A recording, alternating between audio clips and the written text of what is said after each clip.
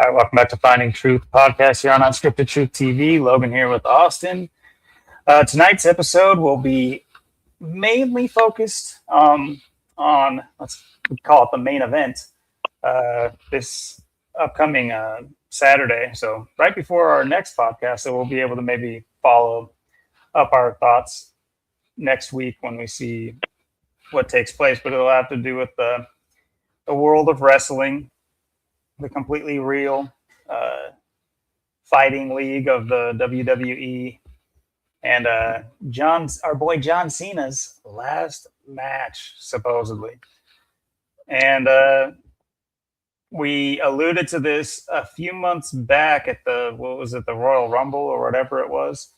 Can't remember exactly what it was, but we covered that pretty extensively, and we mentioned then that they had it planned for his last bout. Well, that is in 6 days, so we'll be looking into that, seeing what we can derive from it, seeing what you guys see about it, and then we'll see where the conversation takes us. Shouldn't be too long of an episode this week, so hope you guys can stick around to the end.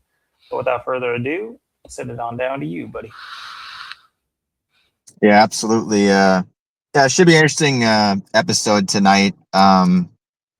Yeah, looking into the John Cena last match. And again, we talked about this at the beginning of the year.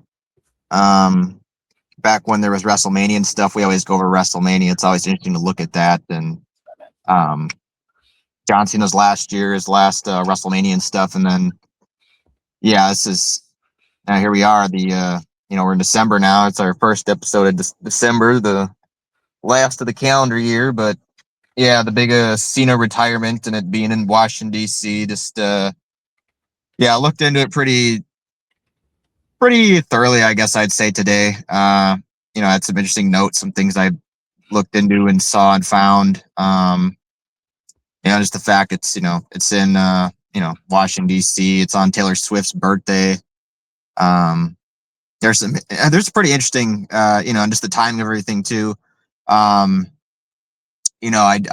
also looked into Taylor Swift just a brief little bit as well. Just the fact, maybe being on her birthday and Cena retiring, maybe there's going to be something coming up this week, maybe something on that day, tying it all together. Maybe Swift will have something to say about it. You never know, or somehow gets involved. You never know these things. They're all connected. But it's something we've kind of alluded to in the last episode or so, just like this was kind of coming. It's something I always think it's, it's John Cena and wrestling and all this stuff. And, I know we usually focus on NASCAR, but like NASCAR, wrestling, football, we're always like the only three sports I really ever followed and really know anything about. So it's interesting how, all these years later, these things come about. And, it's interesting. Like I said, I was looking into it today and we're waiting to see how all this is going to kind of shape up. And it's interesting. We'll have to, like you said, maybe next week we'll do a follow-up and see exactly what takes place on Saturday with this match, or what happens, or maybe there'll be something else this week or after that happens. Should be pretty interesting. I know we're trying to figure out what this what this even was. Was it like Raw, SmackDown? Was it even a pay-per-view? Like what was all this? But I think a lot of that's just the way they orchestrate these things and put them together and get all these things to line up the way they want it to. Because I mean, it's no accident. It's on that date. And we were looking into like I said this, and I looked into it just today and made some notes. And there's some interesting things between all of this. Obviously Gunther is his opponent, and that's just kind of that they had a tournament for that, for him to be the guy to face Cena. It's kind of weird because I didn't really know. I didn't necessarily, at least I didn't think I know who that was, but apparently, it's weird because when I looked into it, it said he had the longest Intercontinental Champion chip reign of all time, which is really weird because that's the thing I really even know about. And it's Apparently he hasn't been in the business that long, but yeah, of 666 days, which is very, particular number to have the longest reign of that, and then for him to have that. So very strange when I looked in and found that as well. You have the dates on, Uh, I'm like not what? sure when. I'm not sure when it was when they said it was. They just said it was I, 666 I, days. I can bring that up. I just they had the because I have it paused on the page right where you're saying that, so at least they can see that it does indeed say that. Yeah, and it's very, like I said, very strange. Like I said, I don't really know. Like you said too, you didn't really know who this was or hear much about him, so it's weird that he has that. And of course, like I said, he won the tournament. Retirement tour equals 201. Uh, go figure. And this is all being set up, like I said, orchestrated. To have these two going at it for this event for, of course, the numbers' sake. There's quite a bit to all of this, and just there's certain numbers that have kind of repeated over and over. I know it's John Cena's. It's 234 days after his birthday, and of course his birthday's in April, on 4/23. So, and he's 48, 48 like Illuminati. Um, yeah, So man, we were talking earlier, and I didn't even like put that together. The 23/4. No, great catch. Yeah, no, you're absolutely right. His birthday is April 23rd, and what was it? His opponent who had the 234. his it's 234 days after his birthday is the match. Um, and it's interesting too. Just their debuts are also interesting as well. Because it says Cena's wrestling debut was 11/5/1999. Of course, the 5th of November, leaving 56 days left to go in the year, the famous day. To go figure that would be on that day. And his WWE debut was about 2.5 years later on June 27th, 2002. And Career in 56 land, DC. yep. And it's interesting because Gunther's debut was 11/19/2005. 6 years after Cena. So there's like that 119/9/11 type deal again. And like I said, it's 6 years after Cena, and then between and then his WWE debut, Gunther's, was April 8th, 2022. So a long time after his so-called wrestling debut, which I thought was interesting because between it's 19 years with the debuts, 2002 to 2022. It's like 19 years and 9 months it came out to. So another 119/9/11 type deal. I've seen quite a bit of that through all this. So it's interesting just how their wrestling debuts, where they started, and then how they actually joined the WWE and when that was, how all that came to be.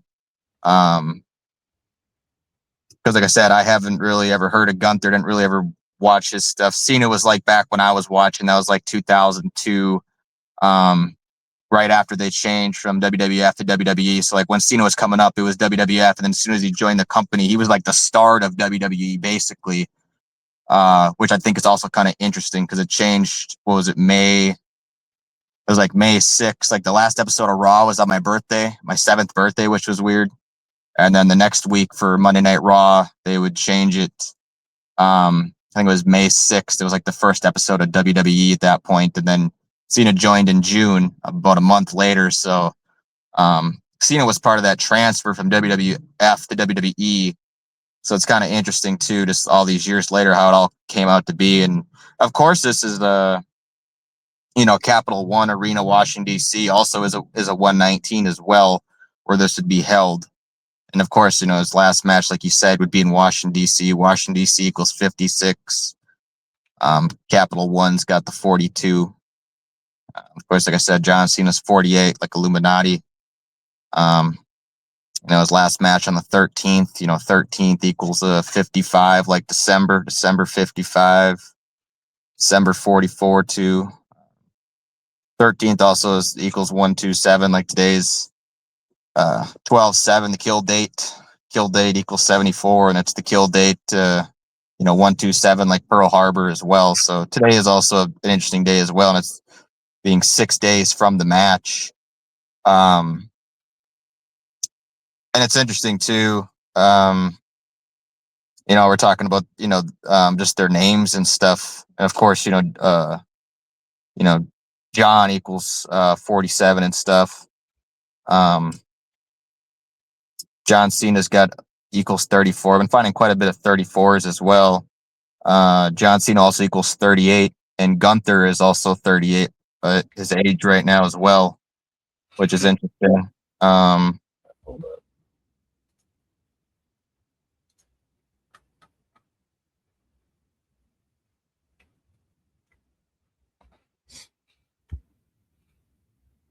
Cena's got the 23, like he was born on the April 23rd. He's got, of course, those two middle names,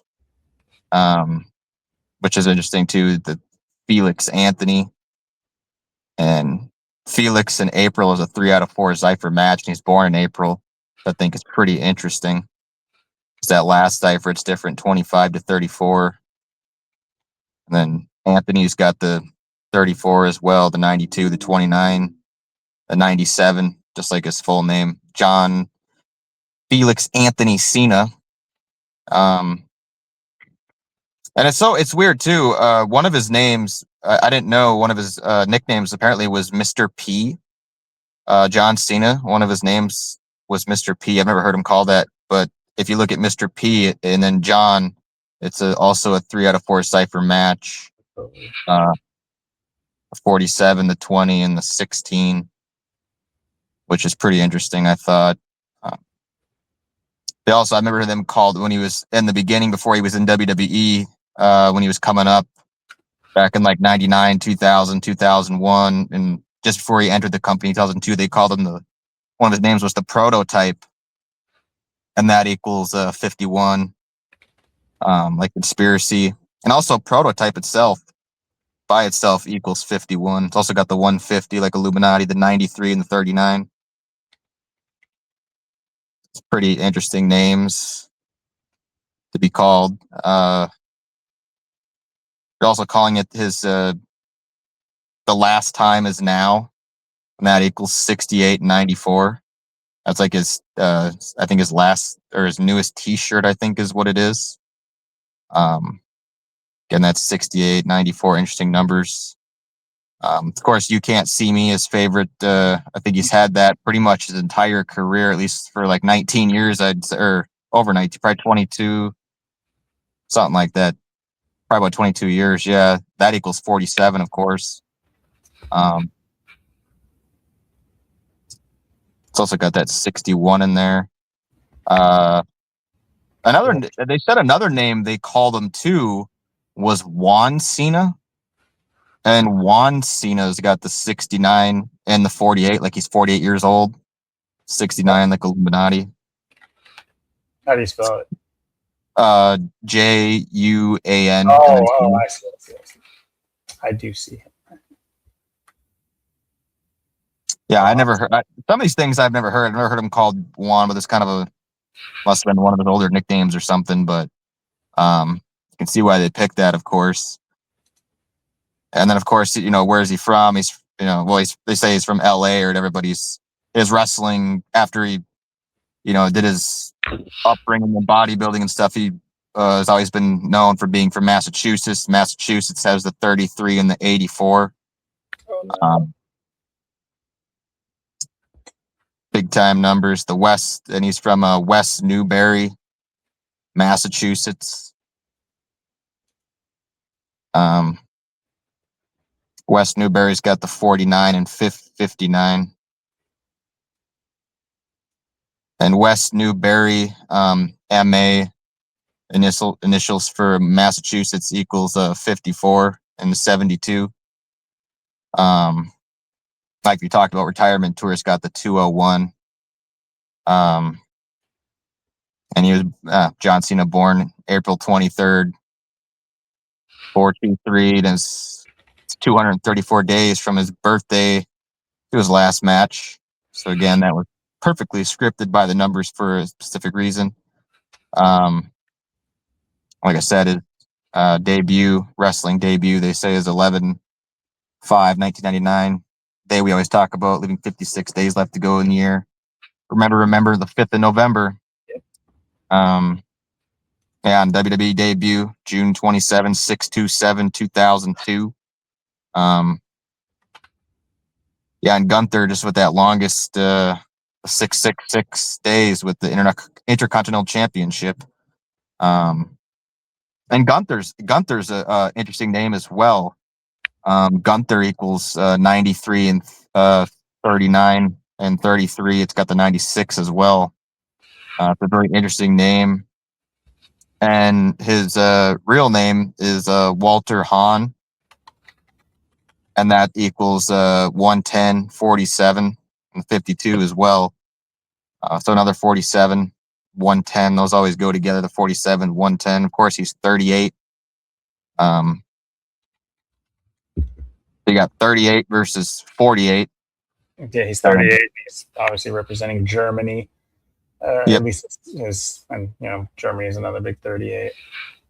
Yep, and he's from Vienna, Austria, and that equals it's got the 55 and it's got the 55, and it's pretty interesting. Vienna too, it's got the 65, 29, 97, 34. Austria by itself is also 55, so a lot of those. Yep. Yeah, a lot of 55s too. Yep. Austria 26, 89. Like Vienna, Austria 89 as well. It's a lot of the same numbers, and kind of I was looking through all this. And one of his name Gunther, it's also means warrior in battle army. Warrior equals 48, like John Cena's 48. Also 102, the reflection of 201. 51 as well, like Conspiracy in 87, reflection of 78. So pretty interesting. Battle Army's got the 153 in it.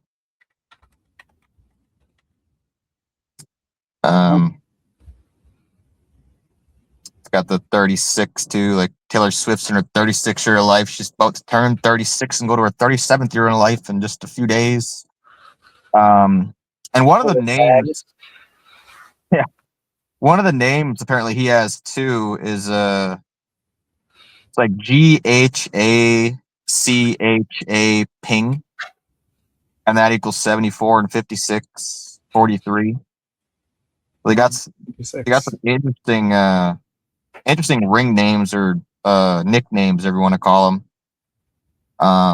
What was his starting name? It was like, let's see what it says here. Yeah, he had a bunch of different names. It said like Vaughn something. Big Von Walter. Yeah. Yeah, I was looking at all those names too, all those names that were called. It was kind of weird to seeing all these how these people get how they come about.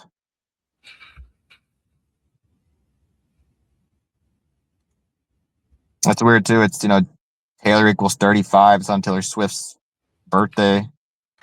35 at the moment. She's turning 36. Taylor Swift also equals 51. There's quite a bit of 51s in all this I was looking at. The Chiefs play that week. I thought maybe I was looking, did the Chiefs have a Saturday game, but they don't. They play on Sunday, so yeah. Thought that would have been interesting if they had a Saturday game. Like, well, there's really going to be a connection now.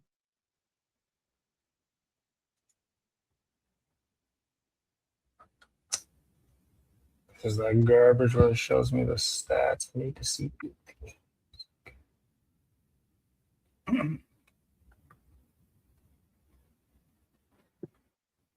They're having a bye week next week. Interesting. Maybe they'll be at the last game.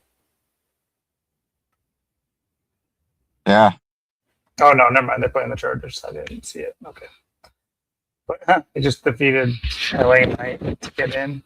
Playing the Chargers. We'll have to see what Swift is doing on Saturday.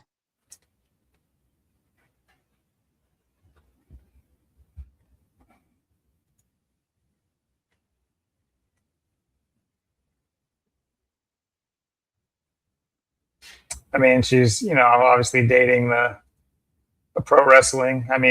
Pro football player. Sorry. Get those mixed up. That's weird too, because there's also she's got a relative or nephew or something named Austin too, Austin Swift, and he's got overlapping with Travis Kelce with the 44 and the 73. Pretty interesting.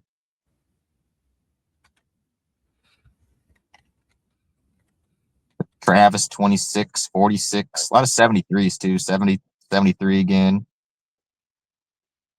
Kelsey's got that 36. Swift is about to be 36. She's in her 36th year of life, about to be 37th year of life.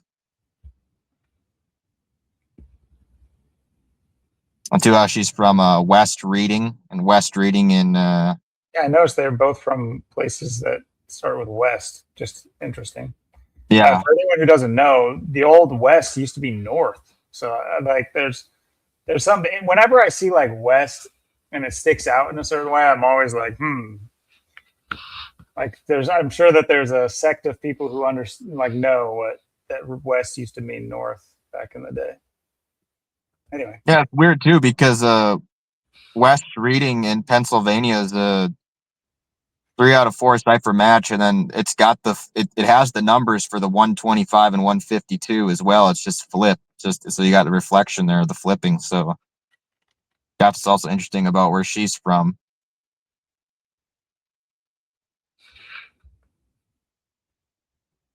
Maybe Biden. West Reading, PA for Pennsylvania's got the 61 and the 74.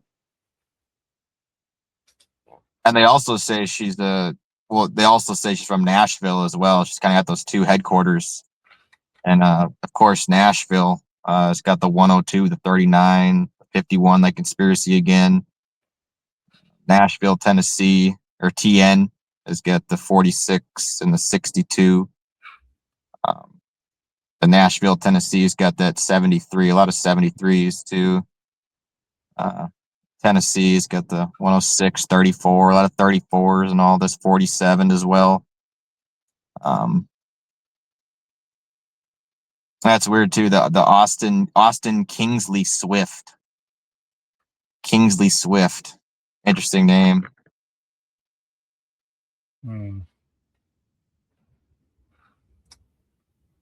Is there any news with her right now? Kingsley's got that 102 as well, 39 and 42. A lot of 102s. Oh, it looks like she's closing up her Eras tour the day before? On Friday? So the day before her birthday, it might be planned out for that. So people just say, "Oh, she's planned out for that." Hold on. Let's look it up real quick. Yeah, I was trying to see what she was up to, if she had anything going on.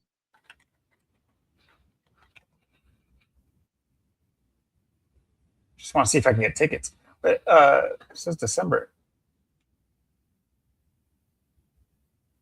Officially ended on tomorrow? Okay, AI, thank you. Appreciate you. Bro, what? Okay. It ended on tomorrow. Great. Okay. Anyway. Yeah, it says it ended a year ago, 2024. Oh, I see. Well, what? Oh, they're releasing it. Oh, I didn't know. It's on Disney Plus. Okay, never mind. All right, I'm the idiot. And that's Corey Taylor's birthday too, December 8th. I was assuming that these things were live right now. Yeah, like musicians used to do. But what am I talking about? Of course, it's just streaming on Disney Plus. Okay, so yeah, it's documented Disney Plus all of her shows. Got it. Stupid.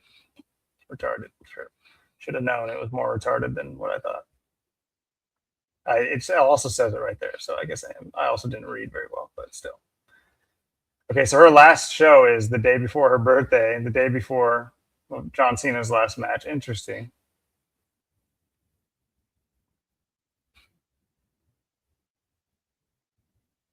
Pretty obvious they went for that. I wonder if there's anything that says that. Yeah, it's weird. It's saying this was all a year ago too, so I don't know. Well, I guess like a year ago is when she went on tour, and this is like a docu-series documenting the tour. It's like they both have that West, like you said, the West Newberry and West Reading. So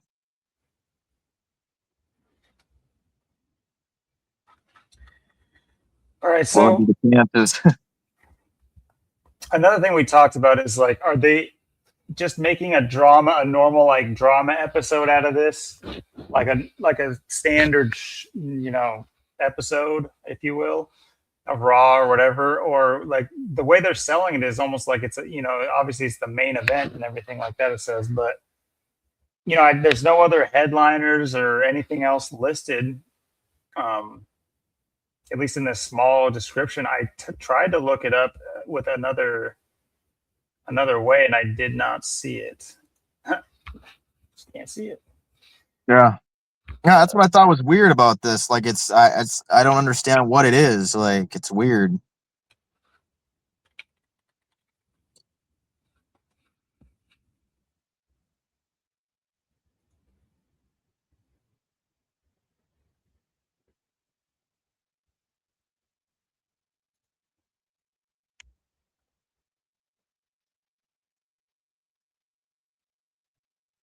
Oh, here we go. Here we go. With other matches featuring Bailey versus Sol Ruca and Cody Rhodes in action. Okay, so at least there's a few more wrestlers to look up. Cody Rhodes right there again. Gotta keep him in the picture. Yeah, it's WrestleMania opponent. Yep. Bailey, that's a girl, so I don't know. That might be like an intergender match or something, or maybe it's two girls and then Cody Rhodes is part of it. Brutus pounds are 222. I saw that.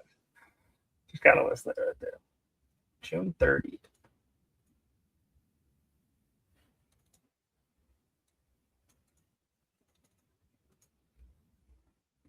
Then 66 days before.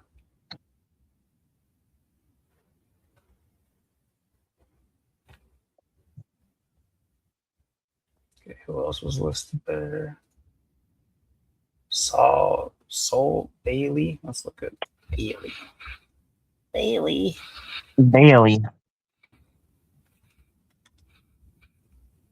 Oh, I remember seeing her at one point and like looking up her weird. And she's 36 too, and her weight's 119. Wow. Another June birthday too, June 15th. Uh-oh. Are all sports like this? Are all sports like NASCAR? Uh-oh.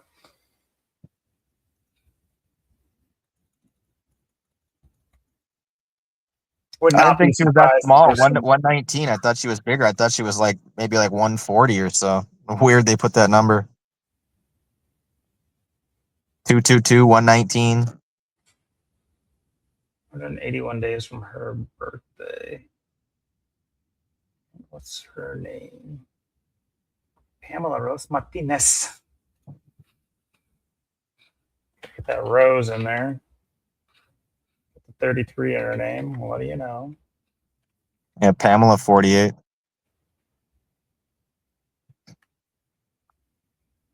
Let's see.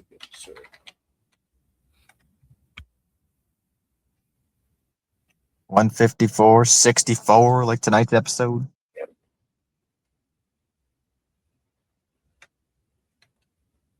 Hmm.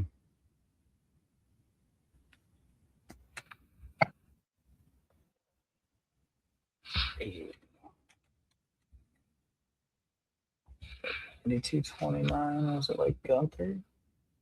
No. Yeah, I've seen those numbers for the 70 and Yeah, I had it on split tab, and I went over here to.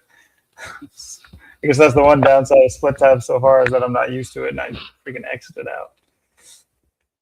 Pretty sure there's a way to restore your tab, but I doubt all of our information would still be on there. So whatever. Does she not have like a nickname? It's just Bailey. Why Bailey? It's kind of weird. Yeah, she's been around for a minute. Okay. Are people just trolling this?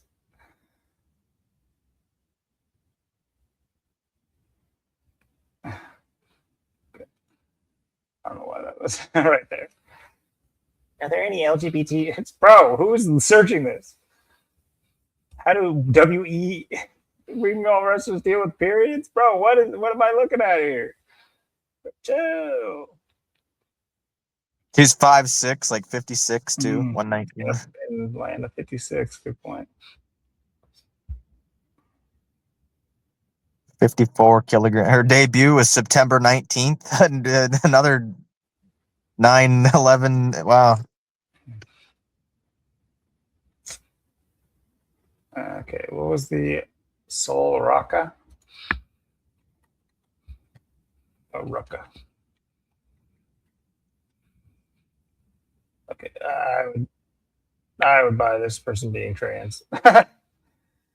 Something's got weird sirens going off. Okay, here we go. Just doesn't like to give out the 5'9", 59, 26 years old. Yeah, let's see what her birthday is. August 26th. 26.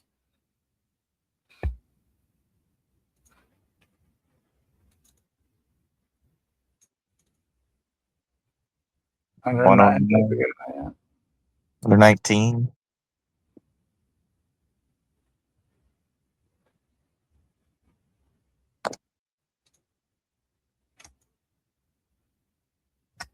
So where she get that name? So it's like sun. What's Rucka mean? Her name equals 26 too. 46, 8,900. Yeah. Put $1 on her. Let's see what is Rucka mean. I would assume Spanish. She's from Hawaii, so I don't know why she has Lady Man. Oh, Yeah. oh Yeah. man. I wanted this last 2 minutes needs to be documented. I told y'all.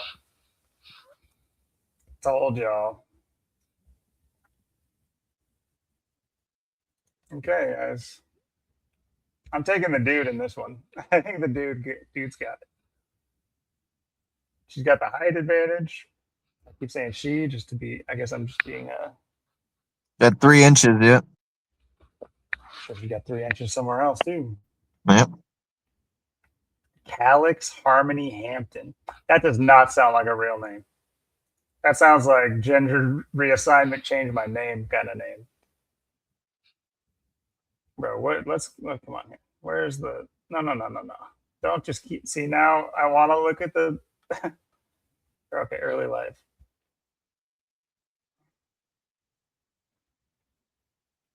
She's the daughter of Paul Hampton. Interesting. I've heard of this guy. I think I've heard of him too. Yeah, that's a pretty. I'm pretty sure the Skeletones is a famous band. I've definitely heard of this guy.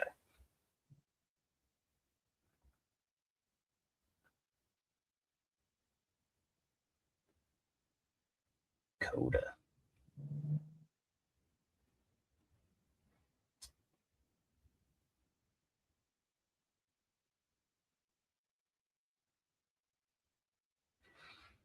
She's got the craziest name out of everybody.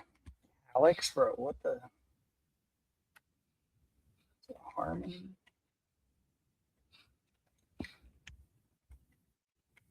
Oh my gosh. Number 93. 93.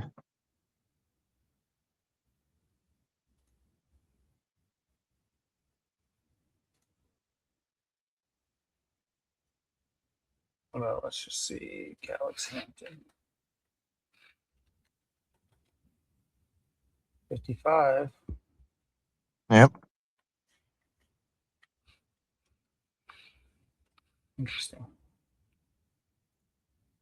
You heard it here first, folks. Yeah. Ontario, California. Interesting. And she goes by Ontario CA for Canada and then CA for California. That's weird too. It's the only way you can get that too. Either way, I've never heard of Ontario, California. I'm not sure if I have either. Maybe I have. It's very close to Los Angeles, so maybe I have as well. I just didn't place it.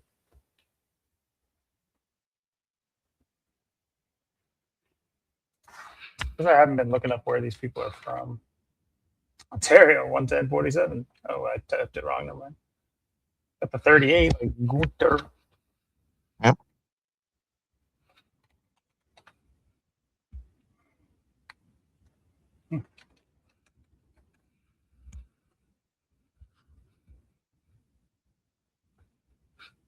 What is her name? Sun Ladyboy. Nice.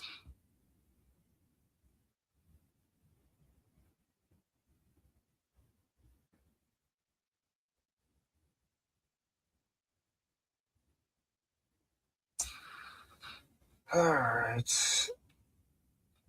Don't know how much to derive exactly from those earlier matches. It might be something too where they give like the context clues, like WrestleMania, how it was like the earlier matches definitely pointed towards the finish.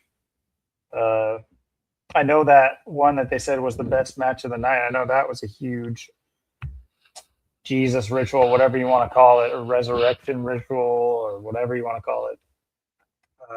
Can't remember who the wrestler was, but he kind of looks like Jesus, or at least he was going with that look. Long hair. He did the Jesus pose, or the on the cross pose, or whatever.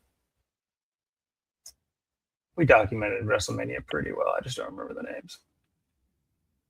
I know there's a wrestler now named Karrion Kross. He's kind of doing like the old Sean O'Haire stuff in a way. He's kind of like the newer version of Sean O'Haire, somewhat. Somewhat of the devil's advocate gimmick.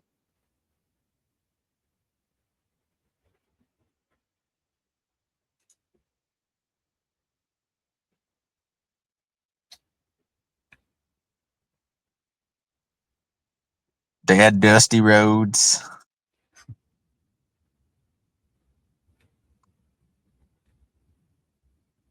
Dusty Rhodes.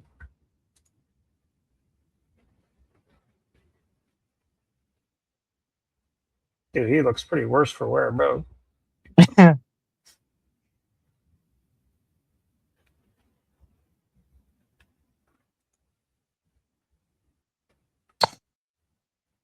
Interesting. So yeah, I don't really understand what his role in it is. I wonder if they're going to be having him play dramatic spoiler in on the match, the main event. Maybe he'll come in with Gunther. Yeah. Bring in the steel chair. Get some revenge for WrestleMania. Actually, we should be looking at maybe dates from WrestleMania, their last match. Was it 41?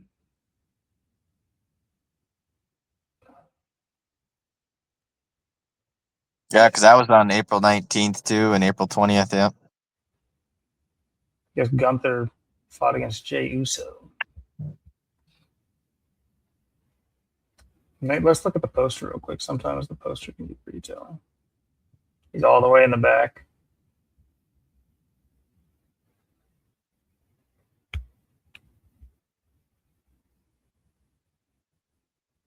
So gay. The world just accepts it. Yeah, Logan Paul's a wrestler, sure. Why not?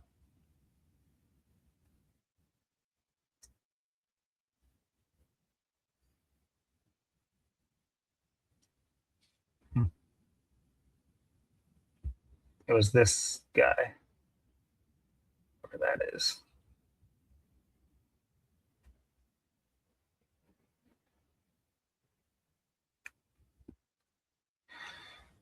All right. This was, let's see, April 19th. Oh, yeah, April 19th. Crazy. And 420. Yeah. I think Cena, I can't remember what day his match was. Was it 420 or 419? It would have been 420. Yeah. It was like the last one. But so that was like 3 days before his birthday. Got his birthday win. Yep. I remember we went over that. Interesting. I've got the 109 days since Gunther's match. 110 days since Cena's. Those numbers have been pretty prevalent. I think last match equals 56 too. I can't remember. Sure does. Yeah. And 25 too. 97. I was going to say 97 is not the 25th round. Yep. Just like John Cena's name, 97. Would have been 97s too. Okay, so let's talk, because I've got my finger's not on the pulse of wrestling, but let's talk narratives here, because we did a good amount of talking narratives before WrestleMania, which we called John Cena winning. I don't know if we talked about any of the other main matches. I think we might have went over them. I know we went over. I thought I saw Bianca Belair on that picture, and I didn't remember she was even at WrestleMania. I thought she was still hurt or injured. She's been out for a while with injuries and stuff. I think we talked about like Mysterio or his son or whatever was going on. I can't remember. Dominic Mysterio, yeah. Dirty Dom. So, do you see there any reason? Do you see there being any reason to not for that Cena's not going out with a win?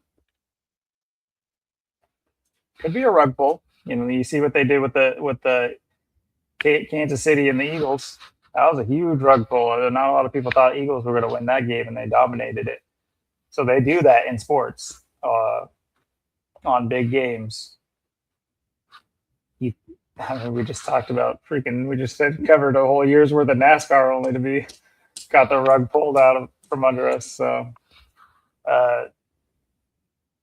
yeah, do you see there being any narrative for this Gunther fellow to jump onto the scene?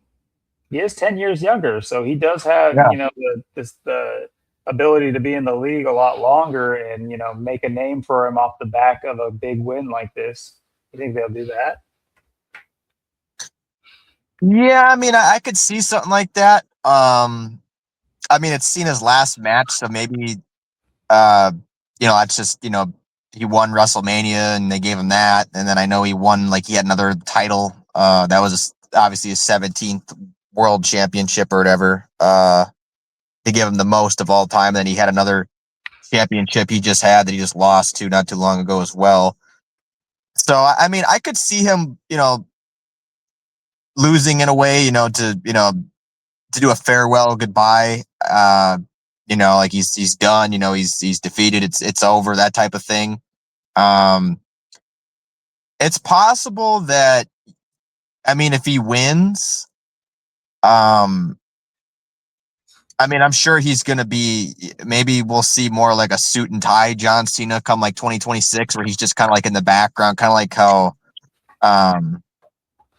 what Stone Cold Steve Austin was when he kind of retired in a way where he was still around, but he wasn't wrestling, but he was still there and still doing stuff, but he just wasn't wrestling. It could be kind of something like that. I mean, I could kind of see this one going either way. WrestleMania definitely, we definitely had him winning. This one I could kind of see going either way. I kind of see him losing, for him That's kind of been his trajectory lately because he just had like a humiliation ritual too. Just his last match, it was with I think it was against maybe Dirty Dominic. He won the match, and then it was Liv Morgan came out and she kicked him in the nuts or something. She kicked him in the nuts, and then she knocked him out with the belt, and then what's his name? The other Dirty Dominic won the match.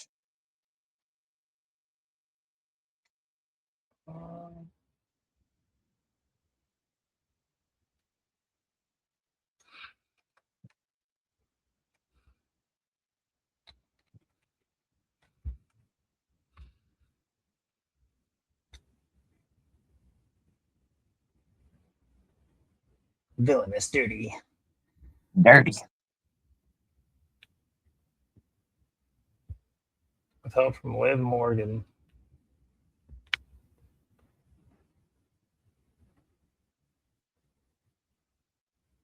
Okay, so it was a lot of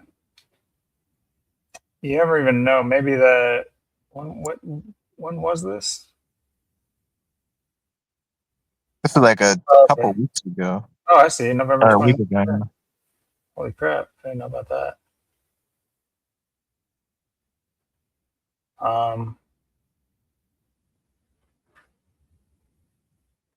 Yeah, he's no stranger to humiliation rituals. His whole career has basically been one, whether it's his roles that he's been in. You know, a lot of people say like his last role was maybe his most serious, which it was a comedy still, but which by the way, that what was it? Pretty sure it equaled 201. Maybe it wasn't 201, but it equaled something. Heads of State. Yeah, Heads of State 201. And 123 Conspiracy 42. Yep. So yeah, that's like people say like his most serious role, as in like a good role for him, because this whole like Peacemaker / the show was terrible. Paired with his role in Suicide Squad, those movies are just god awful. Which is funny too, because I mentioned it before. You know, he co-stars with Idris Elba in Suicide Squad, the same as Heads of State. So there's like this weird pairing I have there too. But the things outside of movies, like obviously there's the Grammys. If anyone wants to argue whether or not that was a humiliation ritual or not, homie looked crazy. I've never seen a dude look so damn crazy. Like he looks crazy. Not saying he personally looks bad. Just the look they went for was crazy. Obviously, it was quite gay, and the whole sketch was gay because Jimmy Kimmel sitting there like pretending to look at his ass and like look at his dick behind the key card, and it's just like, what are we watching? I didn't watch it. I was just knowing about it. Like, bro, he was just gay all night. He came out in like this weird robe, and I'm sure there's ritualism to it. And obviously, get the guy in the dress, but like it's just like super like he look that's a crazy look. That does not look normal. Let me just be real. That doesn't look normal to me. That looks crazy. It doesn't even look human. That's what I'm going to say. It doesn't look human. But anyway, I could stand to have those traps, but still. Even his veins in his arm too is like one arm just look crazy from the roids and shit. Like he, I don't know. It's just like his body just looks crazy now. Well, so there's the humiliation there. I know he's getting sued too. On top of it, he's getting sued for his thing. And remember, he came in. One of his first gimmicks, like when he first started, like in 2002, 2003, was he was like a rapper. He was rapping and stuff like for quite a bit. He had that gimmick from like 2002 or 3 to like that was like 4, 5, 6, 7, 8, 9, 10. He had it for a long time, like the rapping and stuff. Well, I'm sure that'll go along the humiliation rituals because I doubt it was very good. I do remember something like that. I don't know if I've ever like heard any of it, but I know his image portrays that for sure. Uh, but yeah, anyone who's in on the like the meme currency. Uh, if you guys don't know about Bing chilling, man, you guys are missing out because this is. I feel like this is one of the sound. I've been mulling over Austin. You're allowed to have like a bunch of sound bites on here, and I do have a few. Maybe I'll sample them here in a little bit. Just that I was thinking, maybe to spice up our podcast when we're talking, or we like say something that's sick, and I just have a little sound bite for it. But we both have to understand that they're there, or else it's just going to throw the conversation off. But I was thinking about like basically having like a little soundboard here on, and there's programs you can use as a soundboard too. So that's probably what I would rather do. But either way, just like cheap way, just on uh, StreamYard, I can have a bunch of sound clips. And so I was thinking about putting some sound clips on, and one of them would definitely be the Being Chillin'.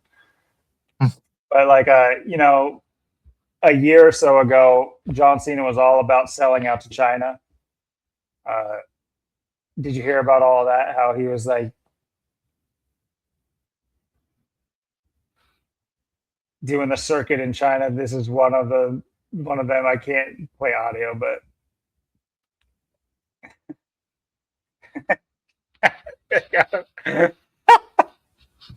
that's Kim Jong Un. That's crazy. But it's just like he was just doing. I don't know if this is like a leaked tape that he was practicing this like commercial, or it was the actual commercial. I don't even know. But it's hella funny. Bing chilling, Bing. No, Bing chilling. Anyway, I'm not sure if I've seen this. Yeah. wow, man, you're missing out because I mean, I'm not. I am a firm believer that memes are injected into our culture. That you're not going to ever know somebody who made a popular meme. It's not how it works. It's about controlling like the nomenclature and like the vernacular of people through memes. And it really is music, memes, all these things dictate how we speak and how we talk to each other. And if you guys don't know about the younger generation, for the last 2 generations now, they speak in memes. That's how they speak. If you're not in on all the jokes, you're whack. And I mean, even whack is like 3 generations ago too. So I guess I'm not there either. I would definitely not fit in. But yeah, everything is just a meme that leads into another meme. But this is a pretty popular one. But it was a pretty big humiliation ritual. Let me bring it up because he got a lot of criticism for basically taking the China money.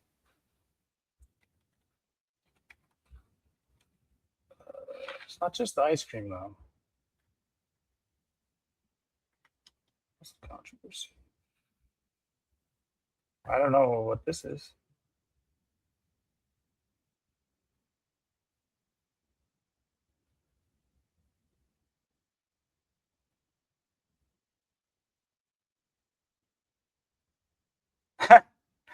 Yeah, he's sold out. He's in there.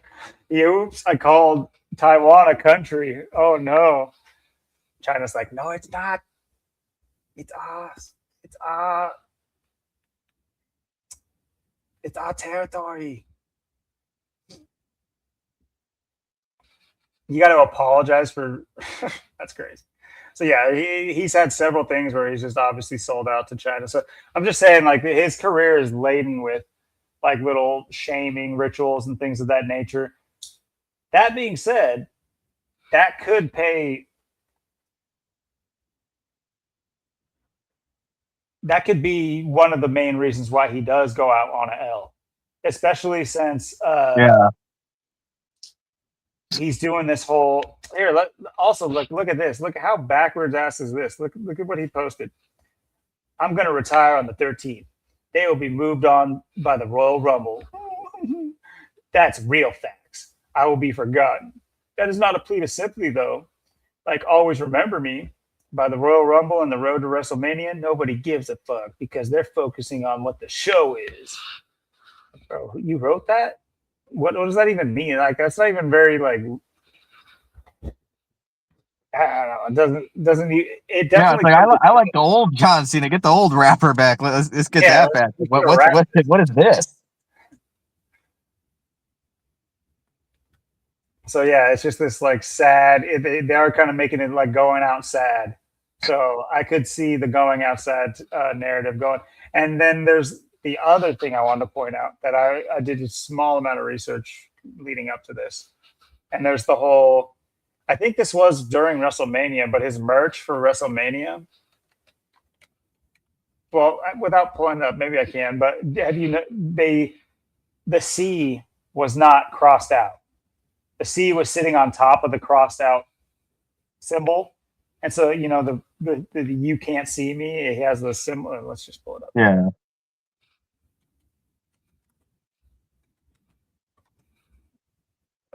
Okay, I guess that's the Tupac song.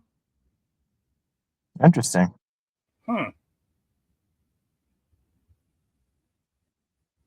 They never see the P?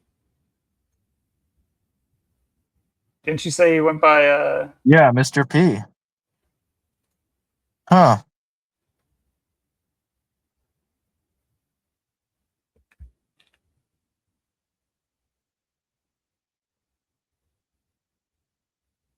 interesting. Straight Yeah, out it's the very West. interesting. Isn't he from West Yep. something Berry?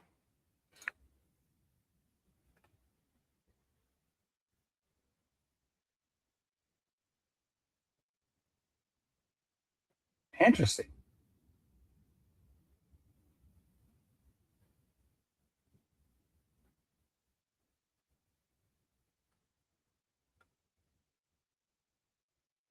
I wonder if there's I mean, it's just funny that he came in rapping by Mr. P or what, going by Mr. P, and the song references the P right in the song "Can't See Me," which is obviously his whole gimmick.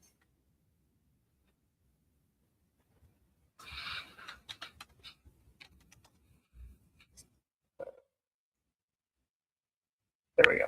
Just like the crossed out C, but all his merch from WrestleMania, the C was sitting on top of that, so it was visible, and everyone said, "Oh, it means you can see him now, bro. Oh, it's so sick. Oh," and then, but meanwhile, like I believe there was a bunch of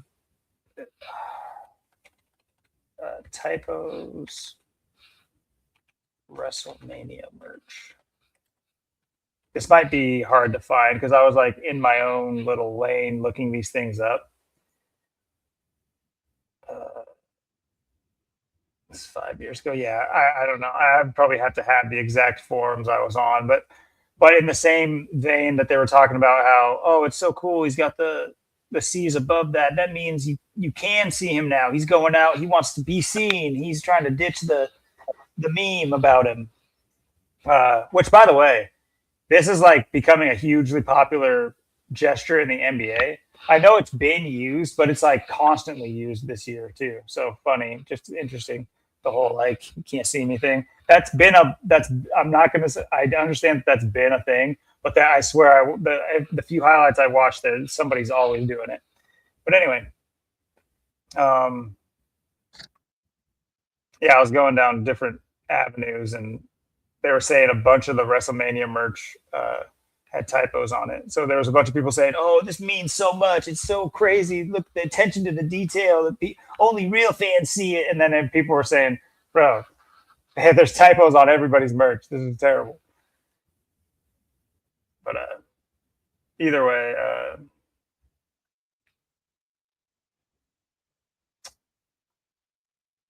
yeah, I do see. I agree with you that they can use. I mean, I think one big reason would be using this as a launching pad. I also, like I said, I think this might be a hard predictor, a lot harder than WrestleMania. I can't remember what the determinants were for WrestleMania, but I remember there was a lot of stuff in John Cena's favor. Like I remember feeling pretty like it was obvious. So Yeah. whereas this one, I'm not exactly sure. I know he's not to mention. I was just gonna say there's another part of the shaming ritual thing where his divorce, because he got dragged. He's like the lady he was married to like went on to like a talk show circus because I guess he got divorced, but he got alimony. Like he won the lawsuit, so she had to Yeah, pay. Nikki Bella, the Bella twins, Brie and Nikki Bella. Or Oh is yeah, Brie? I yeah. don't know if He he's has a near comedy married to album. Brie or Nikki. One of them, one of the One of them. Bellas. But yeah, she went on her sister's podcast. I thought they looked familiar. I didn't know that they were sisters or whatever. They're twins. Yeah. Um, but yeah, she was basically just going on everything she said. She was like, not to like be disrespectful, and then just is completely disrespectful. Not to say anything bad, but says a bunch of stuff bad. So, and then but at the same time, they kind of propelled him in the sphere of like red pill because of it, because he was like, um, because he's basically doing what because the idea of a prenup. This all has to revolve around a prenup. She didn't make him sign the prenup. Is the big joke here. And so she's sitting here crying, saying like, "I thought it was for love, blah blah blah." And it's like you're selling out the 90% of the women who take their husbands to divorce right now. It's like, and she proclaims to be a feminist, her and her sister. So she's sitting here complaining about how she got hosed in divorce court when if you just look up at the stats, it's like 90+% are men every single time, usually without even cause. But now it happens to her, and she's just like, I had to pay, and she had to pay him like $200,000. Like, bro, you're both worth millions.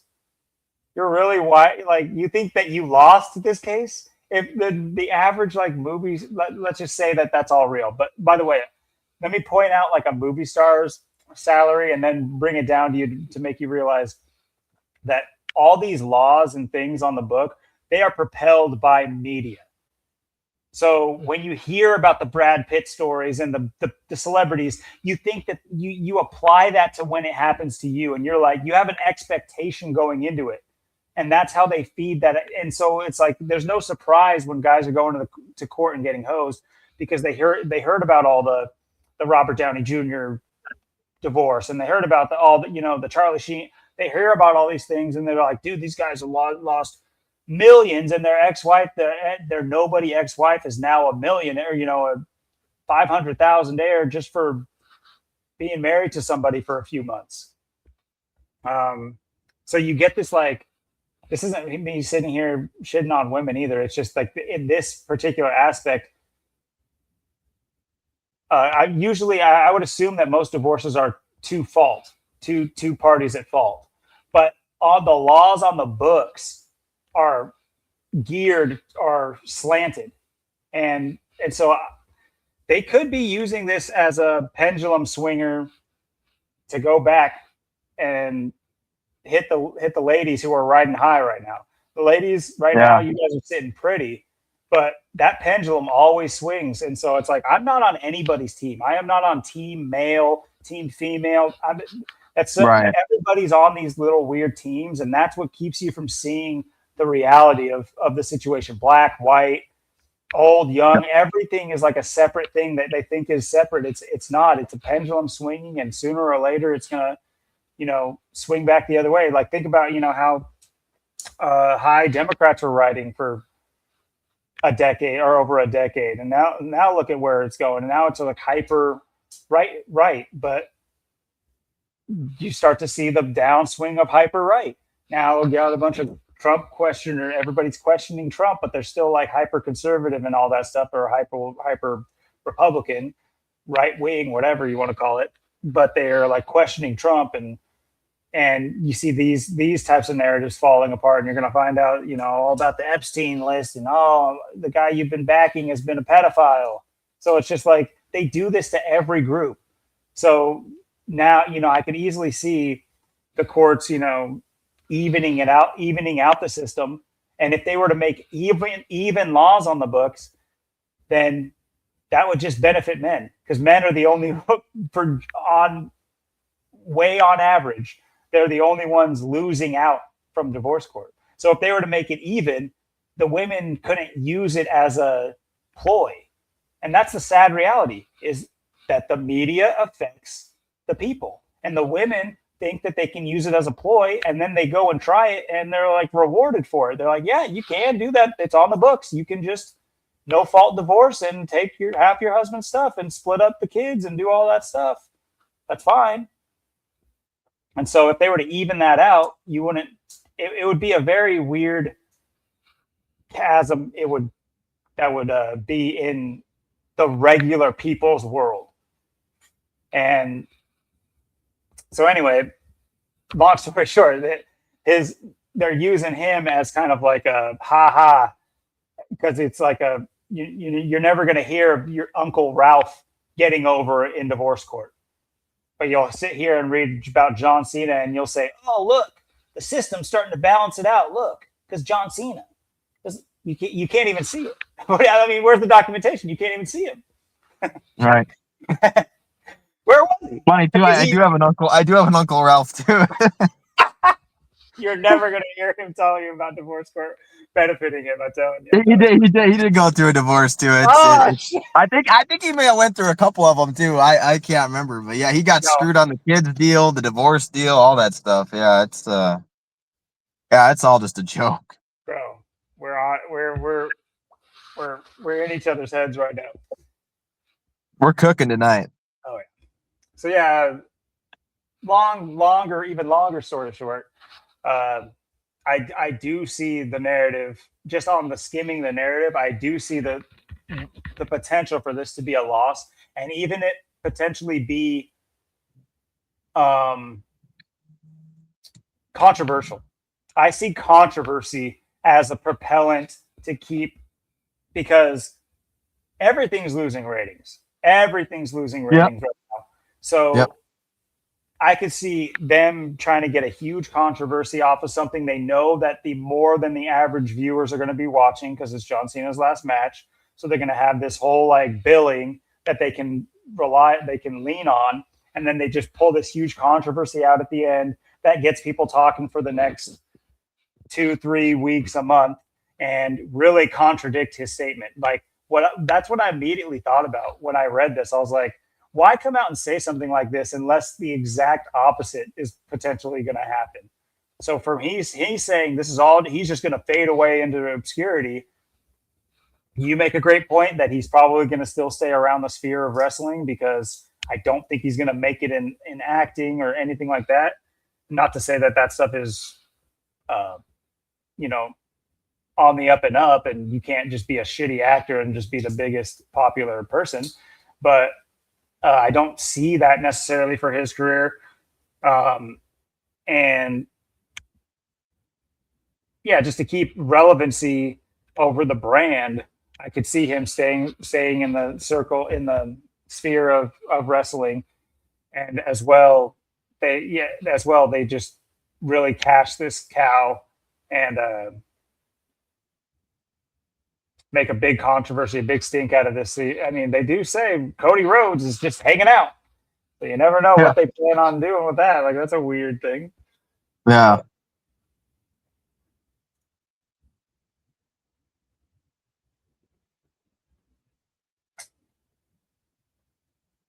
So yeah, that lawsuit you're saying.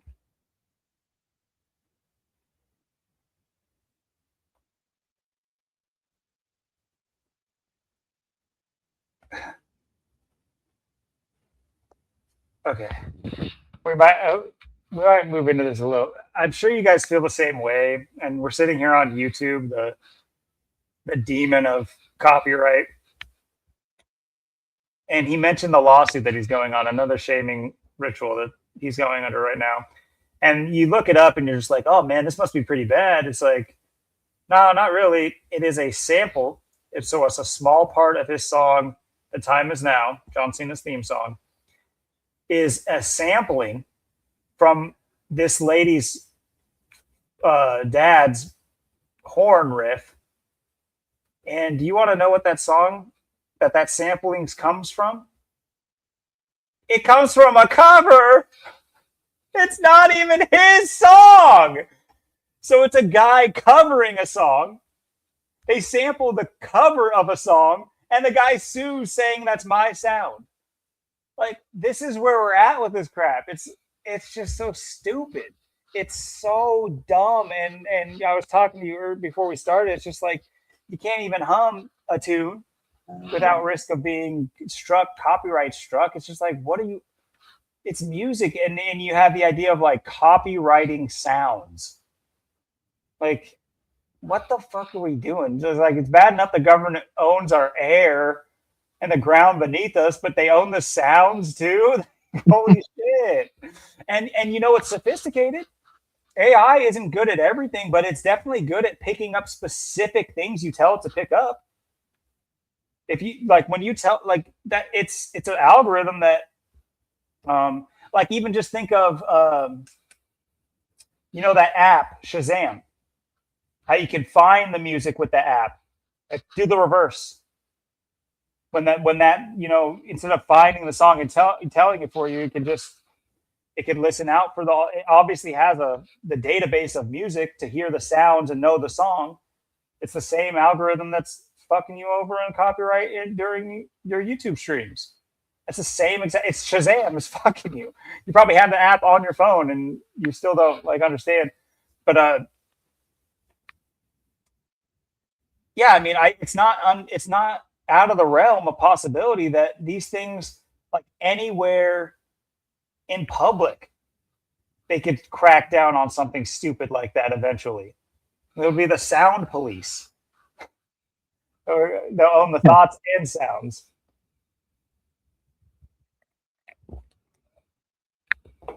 Yeah, I get sued by AI. It's just yeah,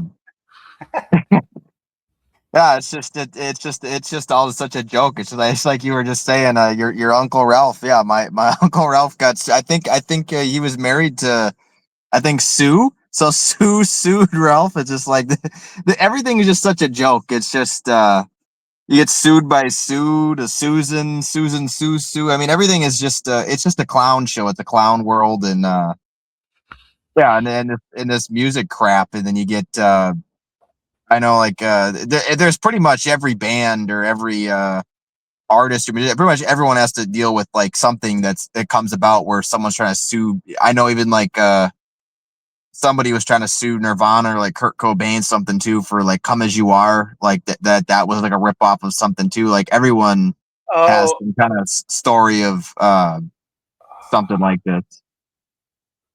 you know what?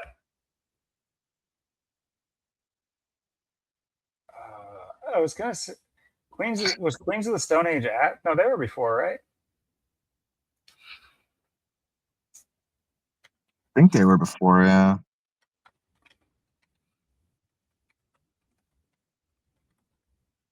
Oh my god! I was gonna say that riff kind of reminds me of, okay, from Jokes '85 song '80s.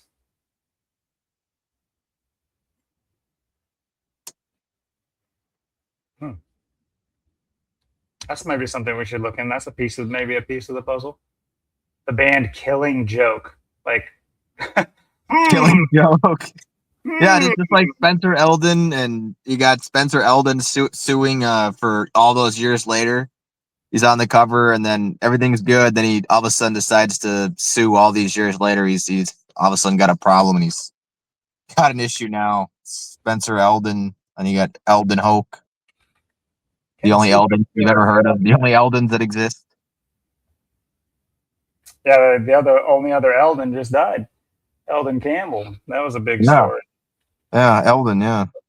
You want to know a quick? Let's just a quick thing, because I did real quick research into that, just because I was watching Zach's video, and so I was just looking up like etymology and stuff. And Eldon means like old. That's pretty elder type of thing. But Campbell means crooked mouth. And so I looked up crooked mouth. I can just show you. But either way, it's not super surprising. If you look up crooked mouth, let's see. There's this band called Crooked Mouth, and if you look them up, founded by Ian Campbell. So this guy definitely knows his name etymology, and he put it into his music. I looked up name etymology. Ian Campbell, like there's, from what I can tell, there's no like outward them saying, "Oh yeah, we got the name because my name equals crooked. My name means crooked mouth." It's so maybe they do say that, but it doesn't. It doesn't mention it. Not in the search I do. These guys are in. I watched just like two of their two videos really quick. These guys are just like way out there folk ritualistic music. Like all their stuff is. It's like they're performing a ritual to make the music video. It's there's certain bands that just do that. The ritual is the music video, and it's pretty obvious. I'm sure a lot of them are, but I'm saying they're most of the time they're modernized to where you don't get the ritual inside of. You have to have a keen eye to understand the ritual they're doing in a music video. Somewhat, although it's pretty blatant in my opinion, but still. But these are guys that like are out in the woods with their little symbols and like like making circles and sigils and stuff. So it's like, but yeah, it's just thought that was interesting. But yeah, Eldon Campbell means old crooked mouth. It's interesting too. That's like Campbell, where I lived in Wyoming, where they put that Nirvana pet spa right where I was living. I think that was on like 1414 Campbell Avenue or Campbell Road or Campbell Drive or something. Interesting. What was I just about to look up? Oh yeah.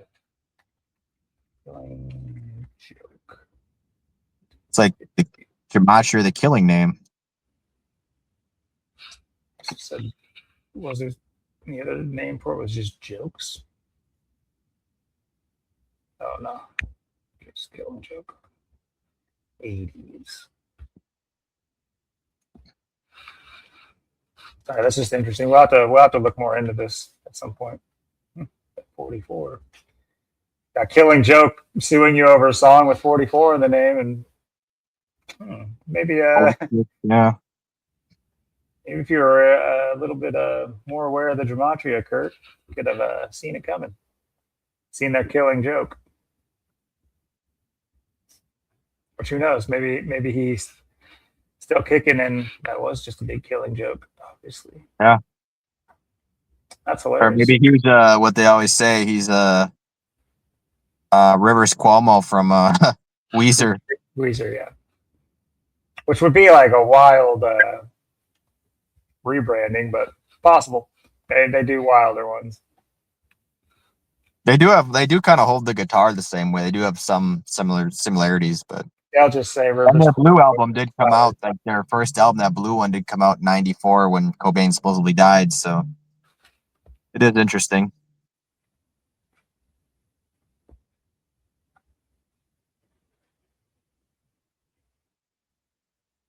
I gotta know Rivers Cuomo is like Cuomo is people only really know of this guy and the politician brothers.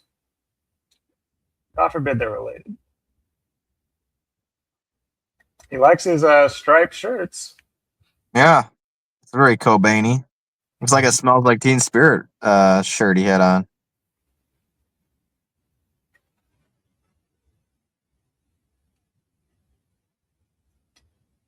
Oh yeah, that's gonna look good.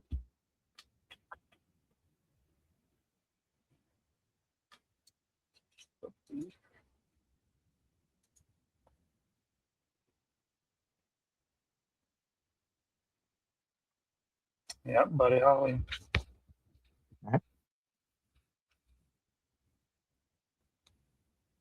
Wasn't there controversy around Buddy Holly? I don't think that's what we're going to talk about tonight, but here we go. What's he saying in that song? Say it ain't so. My wife is a killer, or my wife is a life taker, or whatever. Like Courtney Love. It's kind of interesting. Or my love is a whatever. However he says it. Yeah, my love is a life taker. Yeah, my love is a life taker. Yeah, Courtney Love, Kellen Kurt. That's interesting.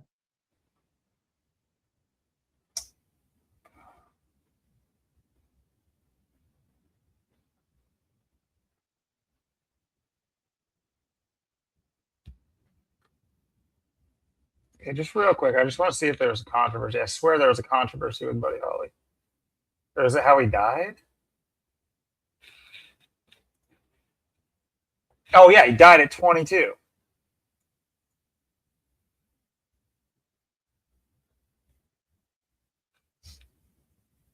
Okay, so he's kind of like the epitome of like striking it big and then going out on top type of deal.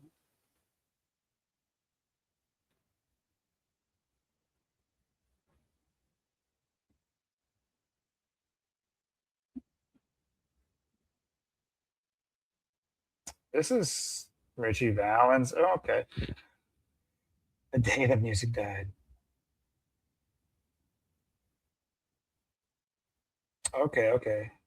Oh, I've heard about this. Oh, I knew about this. This was like the okay. I definitely. What was he? What band was he in? I know he had his own thing.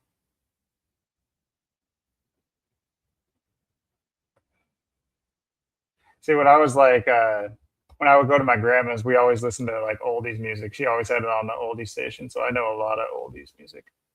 Can't be any new oldies music. Just man, what sucks? Oh no, what's gonna be the oldies music when I'm like 50? It's gonna be. Oh God, no. I don't know what it's gonna be, but it ain't gonna be good.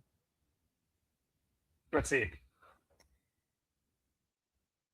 From the 50s. So like oldies, if you because she was listening to 50s music when she was around almost 70. So 70. So in 45, it'll be like it'll be like uh oldies music will be like 80s music. It's weird. It's just weird. I feel like it's more sound than just age. That has to do with like the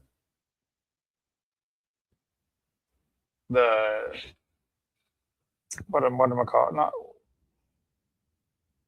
like the types of music, like oldies, 80s. I feel like they're never gonna reproduce a kind of old, like oldies are never gonna.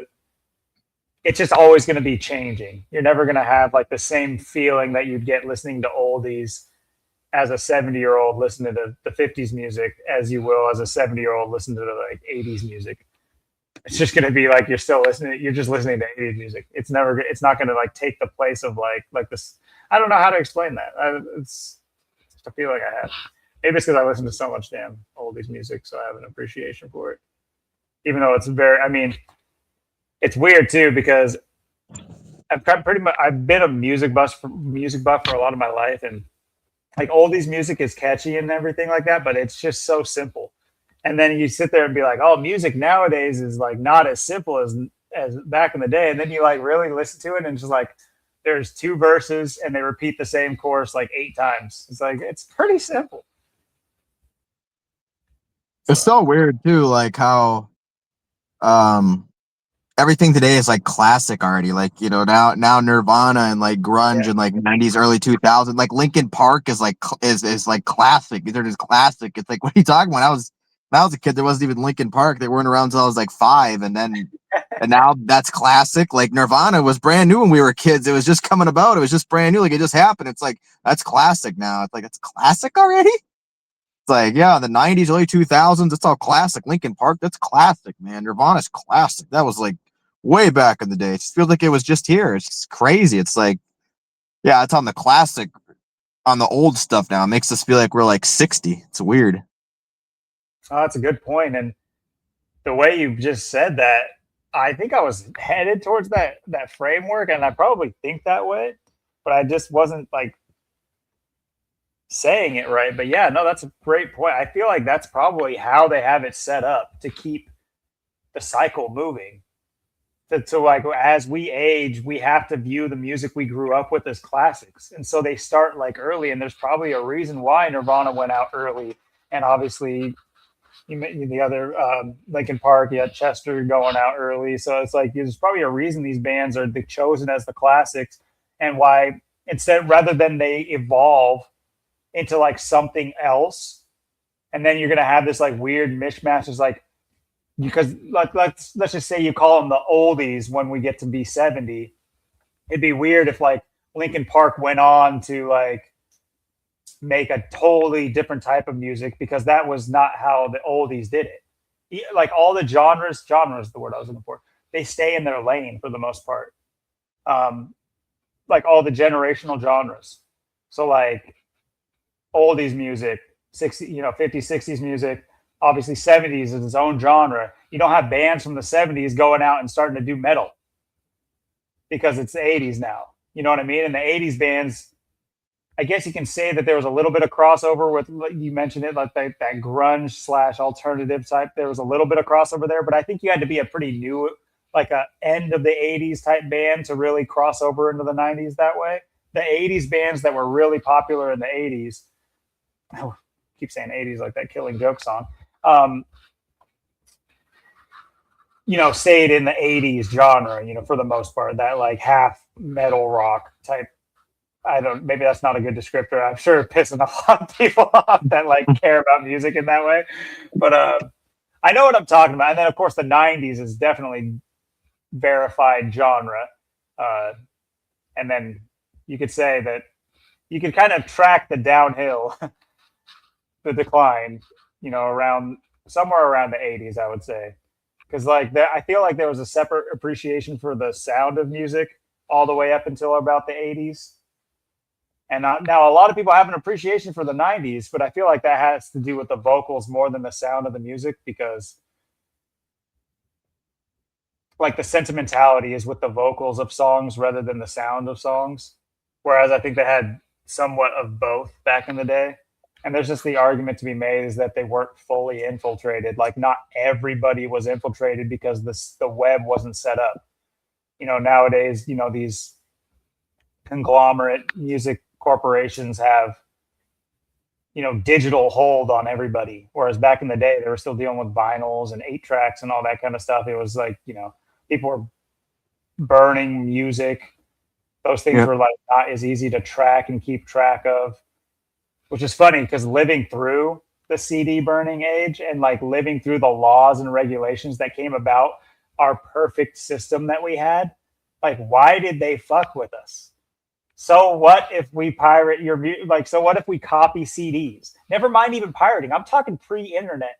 I'm talking like copying CDs. Who the fuck are you to tell me I can't burn a CD? Like, why are you making laws that now people are putting out CDs that are anti-burning? Remember that they put out the CDs that you can't burn. It's like, bro, shut the fuck. It's so stupid. How lame. I had lots of burnt CDs. I mean, sometimes they'd work, sometimes they wouldn't. Sometimes they'd be a little, you didn't know what you were really getting. But sometimes they would work and they'd be all right. Sometimes you didn't know. Sometimes you had to remember what they were, and you'd have to write stuff down and stuff, label them and stuff. And I remember the good old CDs and burning CDs. That was I had some, and then like I tried some would, like I said, sometimes you can get them to work. Sometimes depend on what CD player you were using too. Sometimes some things could read the disc, but some things couldn't read the disc. So it was also kind of that as well. So it was, stuff people our age and older will know what we're talking about, but younger people won't know. This good old CDs, every car had, they even cassette players in the car. I had a 2002 Pontiac, had the cassette player in the car, had the CD option. There was also a aux cable you could push in and connect into your phone or your MP3 or iPod or whatever you had, and you could play music through it that way and play what you want. Or, I mean, there were so many options back then. I mean, you had CDs were everywhere. Everyone went to the store to buy CDs, and I had a CD book, CD cases, all that stuff. I mean, all that's long gone now, but that was the way back in the 90s, early 2000s. Absolutely. It's haymakers of the past. Just I didn't even realize I don't think about that anymore. But yeah, like cars, even the modern cars that were all MP3 CD players, they still put that tape deck in there just in case you had a slippery little cassette on hand and you wanted to punch that bad boy in. So it's just so funny that like Yeah. entertainment That's what culture. my 2002 had. I had the Pontiac. It had had a CD player option. I had a cassette player, and then you go buy the cassette players, the cassettes in the store, and then it had an auxiliary cord hooked up to it. So Oh yeah, yeah, yeah. you stick the cassette in like a cassette, but it was an auxiliary, and it had the cord coming out. And you put it into your phone. I'd play music on my phone. I had at the time get YouTube stuff. You could use an iPod, an MP3 player. Any way you could hook something up to it and bam, listen to your own music. And this is on old cars, back in like 2002. So there was a lot of options and things back then for stuff. I mean, it was totally different setup from what we have now. Funny story since you mentioned it. I'm sure you're familiar with Weird Al, but apparently he just did a concert in like McMinnville, Oregon, and my buddy at work, he was telling me that his kid is like a huge fan of Weird Al. His rather young kid. I think he's maybe 13 or something like that. So brand new generation. And he's just for some reason a weirdo and likes Weird Al. And he told me because he went to the concert and I was telling him like back in the day, I was waiting on the weird radio stations to catch Weird Al so that I could like record it on a cassette. And I had, back to front, like 2 or 3 cassettes with all like his discography, like all the old songs. And so it was just funny hearing that this weird anomaly in the Matrix where this 13-year-old is a fan of like Weird Al in the modern day. It's like, bro, what are you good? Like it's okay for me. What's wrong with you? That's fine. Weird Al is an acquired taste, I would say, but it's one of those things where I'll always boast his old stuff, but like the modernized version is pretty. It's just it's supposed to be lame, but when it's like forced modern, it's even more lame in a bad way. It's like lame in the normal way, whereas in the original version is just like funny lame, like nerdy, funny lame. That was like most people's takes on Weird Al. But anyway, just thought that was funny that there's kids nowadays that are just now listening to Weird Al. Funny. I used to use all of the modern equipment, tape cassettes and yeah, it's just music as a whole. You said it earlier. It's just so much, so bland. It's so dull. What's popular is just absolutely bleeding ears to me. I can't even understand it. Zach talks about it because Taylor Swift has just becomes this focal point for the world in the last few years, and her shit's terrible. I mean, I'm not going to sit here and compare it to anybody else's because that genre is terrible. That like glitz pop or whatever it is. Now it's like country pop, whatever it is, or just pop. That it's generally a terrible. It's also a sign of death for any bands that like tried to reach modernity through pop. It's usually where they died. If they were a good band before or a good band, and then all of a sudden, it's usually where the fan bases jump off too, and they have to basically acquire a new fan base that likes their new sound. I could try to think of some examples. I just know that is a for sure thing. Like there was some alternative music I really was into, but when pop, do you remember what's that? What's that damn sound? Like the dubstep sound. Oh Remember when yeah. that got introduced and everybody had to do it all of a sudden? Every single song had a drop in it, and like Coldplay. Coldplay is a good example. Like Coldplay, why are you doing drops in your music? Why are you doing dubstep drops all of a sudden? It's like it's so funny.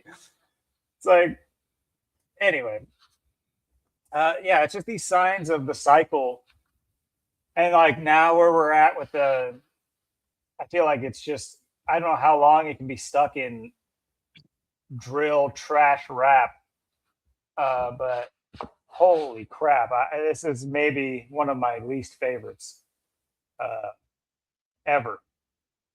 This particular place we're at, and I'm sure like that was gangster rap in the late '90s, early 2000s. I'm sure that was pissing people off from the like more lyrical rap that was before then. And it's just we're just going to go through these cycles and everything. I understand that we're on this cycle, but I swear we're getting hit with a tidal wave of shit, which is another reason why I say I don't think they can literally. There's nothing to pull back. Like I don't think you're going to save where we've gone to. Like there's no like real reformation of this world. So that's why when you add up the media in all its forms, movies, television, uh, and music, and just see where they're just feeding us absolute garbage, like the worst kind of garbage, like no thought in it. It's all repetitious. It's all shit.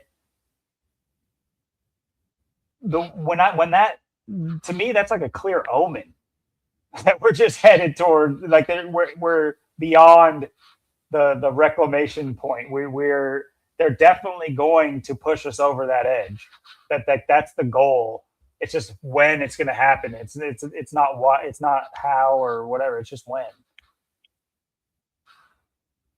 Yeah, and we were just talking before just the show tonight, just talking about how just with music, I mean, there's nothing left anymore. I mean, it was, you look back at what we had. I mean, the '90s, early 2000s, there was a lot of different music, all kind of music I liked to listen to, and there was so much, and now there's been nothing for a long time. I mean, since the 2000s, I mean, it's gone to complete shit. The 2010s, 2020s, but it's like even the people that were around that had good music, anything new that they've come out with is just total shit, just total crap, totally sucks. I mean, no one's done anything good anymore. If they're still around, they don't make any good music.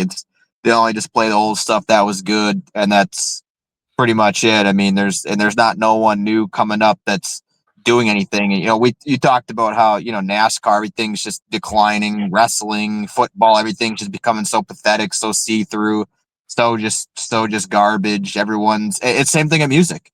And that's what people will tell you too. I mean, it's just nowadays. I mean, like I said, I haven't been to a concert in like 8 or 9 years, and it's everything I listen to is from like the '90s, early 2000s.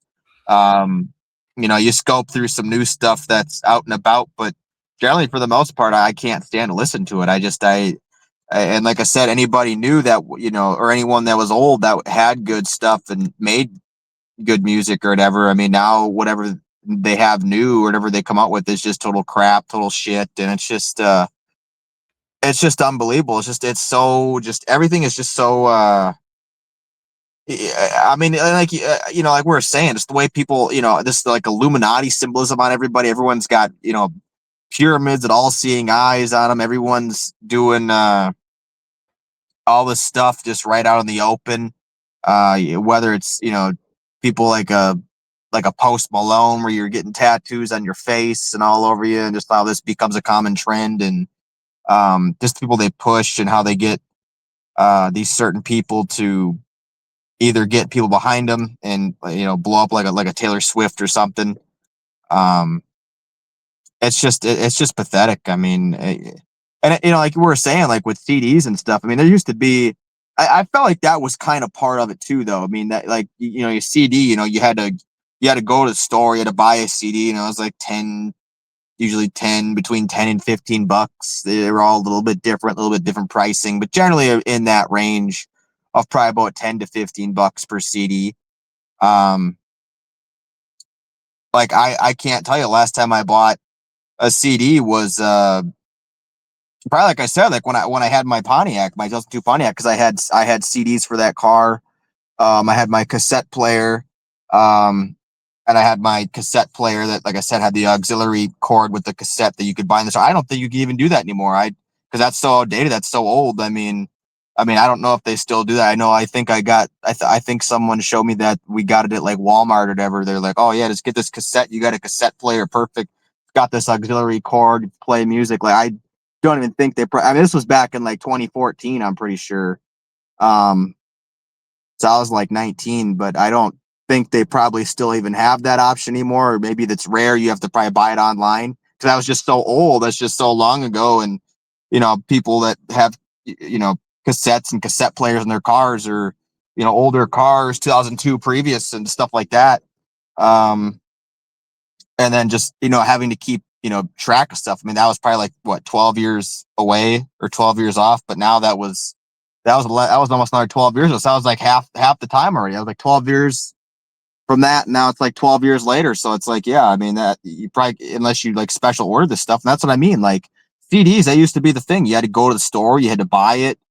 Same thing with cassettes or whatever you had, that was all part of it. Now, I mean, people, like I said, that's like 20 years ago, CDs. I mean, that's just so old now. And everyone, people don't go to the store to buy CDs and look through CDs and album covers and art and all that stuff. I mean, that's just so old. And that's just all part of it too. I mean, it's just the way everything's changed, the music technology and just the art of everything. Just, concerts used to be such a big thing. Now it's like, concerts, like you don't even care because like what you don't want to listen to.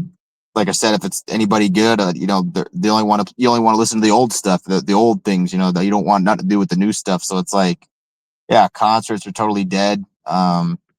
Music, rock. I mean, I don't even know anybody that's even doing like rock. It's just like it just feels like it's completely dead. What's that? Post Malone. He's the Post Malone. Yep. His name's Austin too, isn't he? He was born in 95, just like me. 95. I think his name's Austin. Yeah. Has anyone ever seen you and him in the same room? Interesting. I think so. He was doing my face tattoos. You just can't see him right now, but he was lighting me up. And you make a great point too, because it was almost like user. It's like you had to be. You felt like you were in on it with him. It required a certain amount of what's the word I'm looking for? Either way, with like tapes and CDs and such. Which, by the way, we're skimming over the fact that these things were rewritable. You could always rewrite a cassette tape. Usually you find that out the hard way. You do it on accident, but CDs the same way. You could rewrite them. And I will say this: it was a money gap.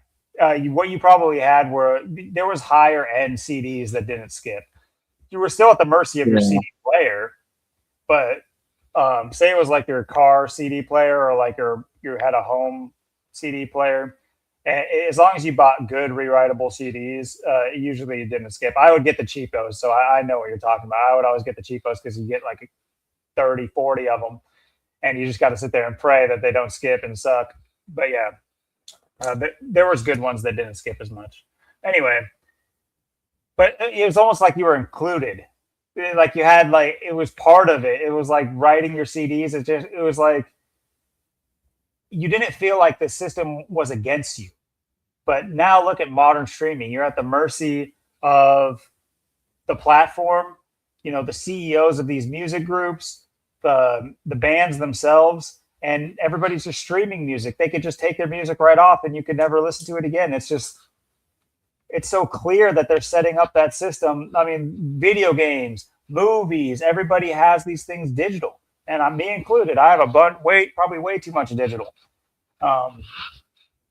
Yeah, we were back when there was the old VHS. It was VHS. You had a VHS player, you had a cassette and a CD player, and then DVD. Then DVDs came out, and it was like, oh my god, DVD. Well, that's not a VHS anymore. It's not like a cassette. It's just like a CD. It looks like a CD, but it's a DVD. It's like, what is this? It's like, oh my god, this is totally different. So it's like you had that. You had like your PS2 game or a PlayStation 1. You had a disc. You had the disc for that, disc for CDs, um, disc for DVDs, and then it's like once by the time the DVD came about, like 2004, around that time, like that's when the VHS that disappeared, and then that's probably about when like the cassettes disappeared. CDs were still kind of around, but that was kind of the end of that too. It's just there was just times where, like I said, it's so weird how when we were young, like technology was like up and coming, up and coming, up and coming, up and coming, up and coming. We had all these, VHS to this to DVD, cassette to CD to this to that. There's all this change, and for most of my life now, or at least the second half of it, for the most part, it's just been the same thing over and over again. The same old cell phone every year, same old smartphone, iPhone. I mean, it's just the same old rebranded thing year after year. It's just everything's just at a standstill. Everything's just stuck. This is like as far as it can go. We had all this coming up, when we were younger, and then it just all just funneled out to just nothing. It's the same old. It's just crazy. Yep, and we're basically left preaching to ourselves, because the new generation does not want to hear it, bro. There's no convincing them about the feeling. You can't reproduce the feeling, and that's the main point. We're not sitting here to say that. At least I'm not. I'm not sitting here saying, "Oh, the '90s, it was so perfect. Everything was good. Everything was great." I might have said that, but that's more my like sentimentality about it, especially compared to nowadays. I get that it's a comparison thing, and that kids coming up nowadays are having they have their own niches that they're in. But the summer days were different. Like the world is changing. It is becoming that digital beast. It is happening. So we're living in some cross section of when it wasn't to when it is. We're in the middle of it. We're not in the 50s when it wasn't, like, at all. There was times of life that people are barely still alive now that can still talk about the times where it wasn't. We are now in it. We've got to see, we've gone through it. We are like birthing into the new world order. And so we've got to see the systems that they put in place. And of course, when we were young, we were sitting there thinking, oh yeah, this is the media conspiracy and this and this and that. But obviously we're able to see that since we've grown a bit. But when we were going through it, you're absolutely right. They were just rapid firing technology at us. Like everything was dead within 5 years because there was something else new. Let's just list it off like you already did. But you go from 8-track. I'm going to start at 8-track because even 8-track was considered like a technology compared to vinyl. Anyway, just because the portability of it and everything. Anyway, so 8-track. So let's move up to cassettes. Now, cassettes, you're sitting here with these kids that are like, cassettes? That's archaic crap. Yes, okay, sure. But it got the job done and they worked and no one could take it away from you. The producers of the music couldn't come up to everybody's house, give me that tape. I know you got a song of mine on there. Nowadays, your cell phone, they can just take it right off of Spotify. You can't ever hear it again. Anyway, so it's proprietary. For proprietary reasons, it outclasses streaming.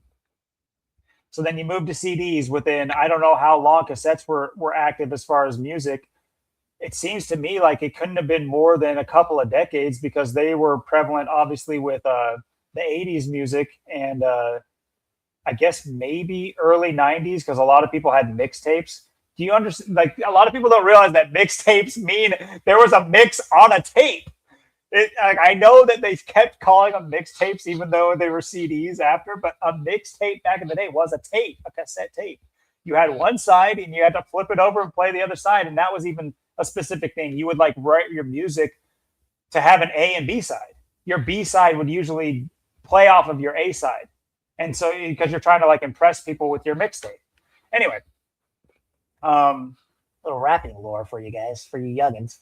But so then rap, boom, CDs. And like you said, the variations of CDs, there was like two different types of CDs too. Not even just the rewritables. Before we even talk about like the DVDs, there was like two different types of CDs they tried out to where like there was the original CD that came out. Then there was this other version of a CD that was like more proprietary to other devices that flopped either way. And then they like DVDs. Oh my gosh, DVDs are so crazy. They're replacing all these VHS. And then within 5 so on, you guys don't understand. Every person bought a DVD player because it was this hype about VHS is going out. They're not making them anymore. They will no longer make them. So you had to keep up with the world. So everybody bought 1, 2, 3 DVD players. I guarantee you the year DVD players come out, everybody, I want to know how many were under those Christmas trees. There had to have been millions. They made out like bandits for technology that lasted, what, a decade? Before then they said Blu-ray, and Blu-ray lasted, what, 2 years before just something. I mean, I know you can still say it's still going, but it's like that market has been dead forever because there was some version of streaming that came out. Netflix is pretty old, guys. So it actually came out. So yeah, it was probably Netflix or some version of it. I think, wasn't there like a different version of Netflix before? Anyway, but they were rapid firing technology at us for like a hot 25, 20 years. And I'm not saying you were there throughout the whole thing, but I'm just saying I wasn't there for the birth of 8-tracks either, but there was like this concerted effort to change the structure of how we intake media, down to like even in schools and everything like that. I remember when I was in schools when every class had to wait and like file a request in order to get the TV for that week. So it's like your homeroom would have to you would be on a round robin cycle that your homeroom would get the TV because there was one TV on a one tube TV on the car. That's the other technology I forgot to mention, how they went from tube TVs to flat screens to what's that other stupid kind that was like the worst thing ever that they sold as the best thing ever, plasma. So but yeah, I was there when the year from my memory, the year that schools got TV for every classroom, 2001. It's a pretty good year to get TVs for every classroom. What happened in the wee hours of the morning in 2001? Maybe September? Whatever. Probably nothing to do with that. Probably nothing to do with why every kid was put through a ritual in September, but don't worry about it. Not a problem. But yeah, so it's just you go through this it's like you can feel the ages that we've gone through, and they were like stacked on top of each other, and now it's like you said, look at the technology now. It's peaked for so long, and they just have to keep throwing out different styles of it in order to make you think that it's really become a fashion show rather than a technology show. And this is, everybody knows it. Everybody knows it. So why do you need the newest iPhone? And the problem is people are so scared of being phased out and being behind in certain things that it creates this like scarcity in their head that doesn't exist, and they react to it. And we talk about this all the time. I'm saying a lot of words to really boil down that we have been under psychological training, and that I'm saying that what we went through as kids with that technological leap after leap after leap right off of stacked on top of each other was to train us into this new version where they could tell you it's the likely thing that is going to, of course it's going to happen like this. Of course technology is going to peak. Like you can almost understand it can peak, but instead of it reflecting in their products, they just still keep throwing new things out like they're new because it's in our head to get the new thing. Because before, the new thing meant they were phasing out the old thing. That's not happening anymore. There is no new thing. It's all still on the latest thing. It's just the latest thing is now over a decade old, and we're just pretending like it's new every time you get a new screen or a 14th camera. I mean, just waiting for the iPhone 400. It's just the whole back is just gonna be full of cameras. It's gonna look like it has barnacles all over it. Where are we going? Who cares? Yeah, I mean, and like I said, I still remember the PlayStation 1. I mean, that came out too in '95, and then so much came out right when I was born there in '95. You had the internet, you had the PlayStation 1, um, and then there was the big jump, the PlayStation 1 to the PlayStation 2. And of course, a lot of people ended up buying the PlayStation 2 because it did have that DVD player. And that was one of the reasons why it was a huge seller, not just people to play video games, but people, you don't have to go out and buy a DVD player if you got the PS2, because that'll play DVDs as well. And that came out in 2000. So, like you said, the 5 years, that was 5 years later when that came out in 2000. And then, I mean, and that's the thing. I mean, the best games I ever played were on the PS2. I mean, those are the best games. Some of the best graphics. Like I remember playing like NASCAR Thunder 2003. That came out in 2002. It was one of my favorite games. It was like my favorite NASCAR game. It came out when I was 7. This was 2002. I mean, the graphics look just phenomenal. I mean, it looks way better than some of the games you see today. It's just like, man, we're on the PlayStation 5. This is PlayStation 2. This is almost quarter century ago. And it's like the graphics were peak back then. The games were peak. They were way better, way more realistic, way more fun. Everything was just way better. It's just like, and then after the PS2, it's like, what did you have? The PS3, PS4, PS5. The consoles got worse, the games got worse, the gameplay got worse. I guess everything got worse.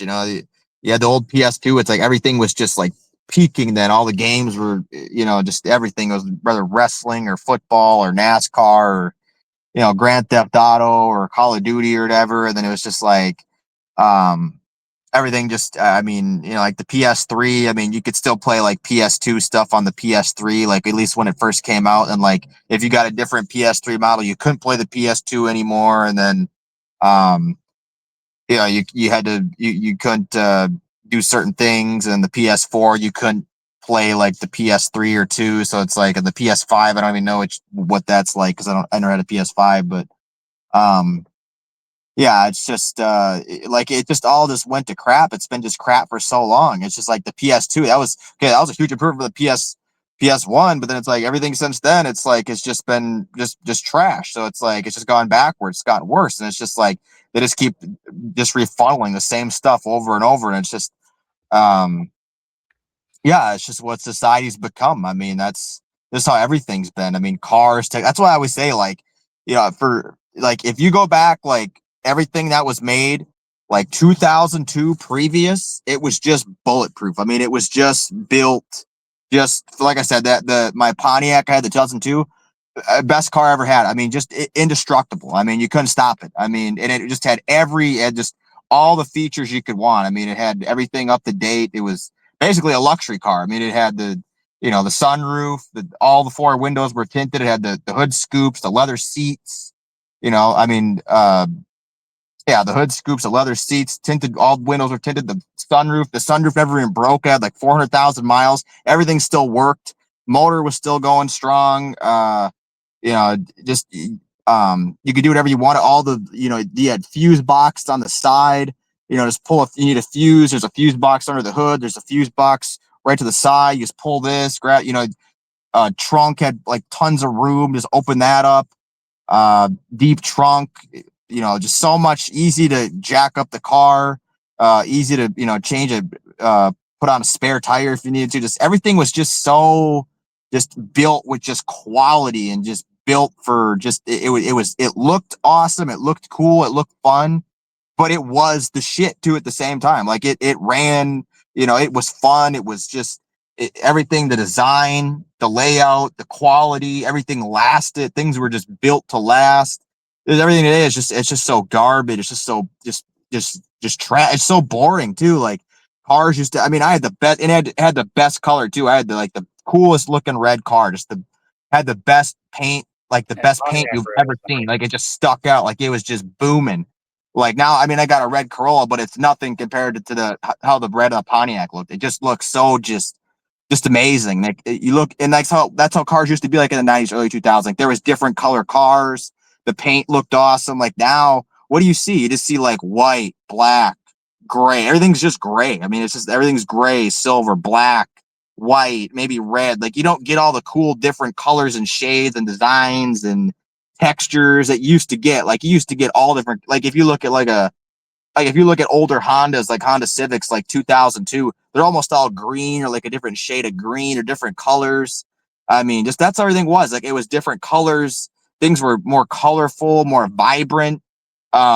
Now everything's just gray and dull and boring and just crap and just there's no life to it. There's no attitude to it. It's not cool. It's not fun. It's not built to last. It's just such shit. I mean, it's just everything is that way now, and it's just like I just like I said, I just feel bad for people that are younger than me and younger than us because they don't know what the we always say the good old days, but we don't know if you know how good we really truly had it. It was just amazing time to be alive to see what it's become in such a short amount of time. Yeah, you're not wrong about that old PS2. That thing really was. I remember that being like pretty. Like we had the PS2 for a long time because like we were not well off at all. I think the only reason we had that PS2 was because my mom remarried at the time, and so her husband worked at the post office, and he made pretty decent money.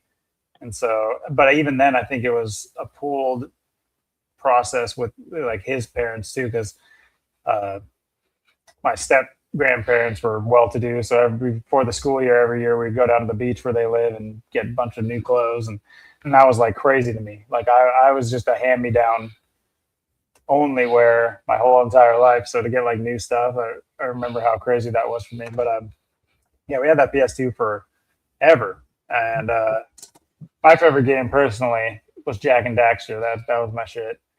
Um, but yeah, there was a lot of. You mentioned like even the sports games. It's funny you mentioned that because Madden, me and my brother played that a lot, and that played great. Then you move on. We moved on to the Xbox after that, and like those they became clunky and slow, but like the graphics were all updated though, but they were like Yeah. terrible to play. And you mentioned the DVD with the PS2. There was also um, like exclusives for the PS2 too, movies. So they really had a concerted effort to use that PS2 as a tool to get because the PS2 was sold as a home console device, not like a video game system. It was sold as like everything. It's a DVD player, games. So it's like it doesn't go in your kid's bedroom. Like it wasn't sold as that. It wasn't like um, pitched as that. It was like to get parents to buy it for all their kids. Um, and use it as like the family entertainment system, which they always try to get them to be a Nintendo Entertainment System. But yeah, it was mainly as a family device type of thing is how they were selling it. So yeah, there was a lot of DVD and things that only the parents would want in their, front and center in their living room. And so yeah, they got. But yeah, everything's gone downhill from then. You mentioned all the PlayStations. I was an Xbox head once I got old enough and got my own money. And my brother had an Xbox. I never had an Xbox, but the original Halo was on there. And this isn't like a game to like tout video games and everything. It's like it's just carnal pleasures at the end of the day. But there were some great games on the Xbox. And then the Xbox 360 came out, and you were mentioning about how the PS2 could play all the old PS1 games and stuff like that still, but the Xbox just said nah. 360, it's like nah, your Xbox games don't work anymore. Xbox 360s are maybe historically the worst modernized second gen is what I'm looking for ever to launch. They broke constantly, like very soon after people bought them. Me personally, I had the original Xbox 360 for actually a long time. I had it for a long time, but it did get the same thing that all the other ones got. It's like a memory issue. It's called the Red Rings of Death, and it's like the little green console button will light up red, and you just good luck getting your console back at that point. But yeah, it's just every iteration after that, the Xbox 360, and then they made the Xbox 360 Pro, and then made the Xbox 360 Elite, and now we're on the Xbox One. Now we're on the, I don't know what they call them, Xbox One Plus or something. I don't know what they actually call it. It's like the box. Yeah, I don't even know what it's called anymore. I don't know. I actually don't know. But I still have my Xbox One. And me and my kid use it still plenty. And that's the nice thing about having bought hard copies of games, and is that we can always just go back and play old games, and no one's going to stop me. So yeah, you just see, like you said, you made it a perfect, succinct overview of everything we've been talking about this little second half of our show. That really just the quality, and it kind of meshes in with something I said last week. I think last week, that they're really just doing this right in front of our face. They don't care if we know it. They don't care about the few people like us that talk about it and make it's like there for every one of us, there's 40, 50 probably underselling it people that are just lining up to, get in tune with the programming and the newest agenda technology. And they don't even see things for what they are, because they have that fear of missing out and that fear of being separate from the horde. And it'd be nice if we could pluck, one every few of those people away and thin the herd a little bit. I made that analogy of like the pigs in the pen. It's just like the rancher's not there, and me and you are over here like, dude, the gate's open, we can escape, and like just getting nothing but pushback. And we if we all made a push right then, there's no way they could keep up with us. They could, if we were to just all make a move, but there's so many people just waiting at the trough that it feels almost hopeless with the masses of people that they have at their disposal. But that's not to say that breeds like a losing attitude, or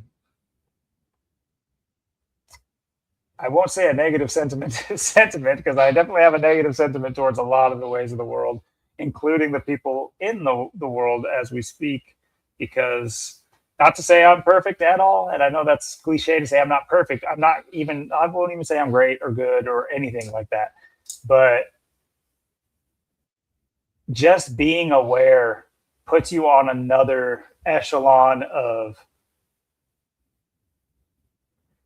humanity, in my opinion.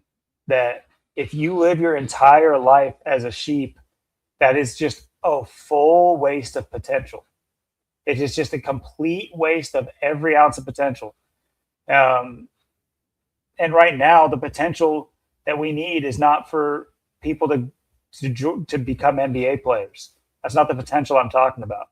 Be an athlete, be athletic, a freak, be great at basketball. I don't care. That's all great. But that's a different type of potential that I'm talking about. I'm talking about the potential to sway and swing things back in humanity's favor. And with how far we've kind of kicked the can down the road, as you like to say, that I completely agree with, it's rough seeing, like I said, where there's a place where we can, where the Reformation junction will be that doesn't require a large scale something. I'll just say something, but the grid goes down. Leave it at that. Yeah, and it's just it's just amazing. We were born and it just in enough time to capture, like we always say, it felt like there was just a harmony, and just things were it's so hard to bring back the memories of what we lived through and like talk about it. It's crazy. It really blows me away. It's just it's like I say all the time, it's just weird. Even the car I have now, it's 2010. It's like, God, that was half my life ago. That's half my life ago. It's like, this is old already. It's like, but even this, it's weird because it's like, this is a 2010. This thing doesn't have anything like my Pontiac had. It's like, it doesn't, I could show you how many things that were so much better about that compared because it was 2002. It was older.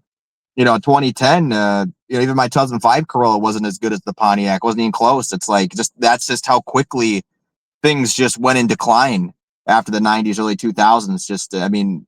Even like I said, my 2002 Pontiac had remote start. I mean, that was luxury back then. It had a remote start. It had everything. I mean, this thing was never remote start. I mean, that's what I'm saying. I'm just, we live through a time where people just don't understand it. People think now technology's so great and everything's at its best and everything's so good. It's like, no, everything is, it's in the shitter. It's been in the shitter for a long time and it's getting worse day by day, week by week, month by month, year by year. And it's just, yeah, if you're younger than us, you won't know it. You really missed out. I really feel bad for you because things used to be cool, man. Things were there was things to look forward to, and things were just, I don't know. It was just a different time, but yeah, it's crazy, and it's all happened so fast, and like I said, we've just been at this massive standstill ever since, and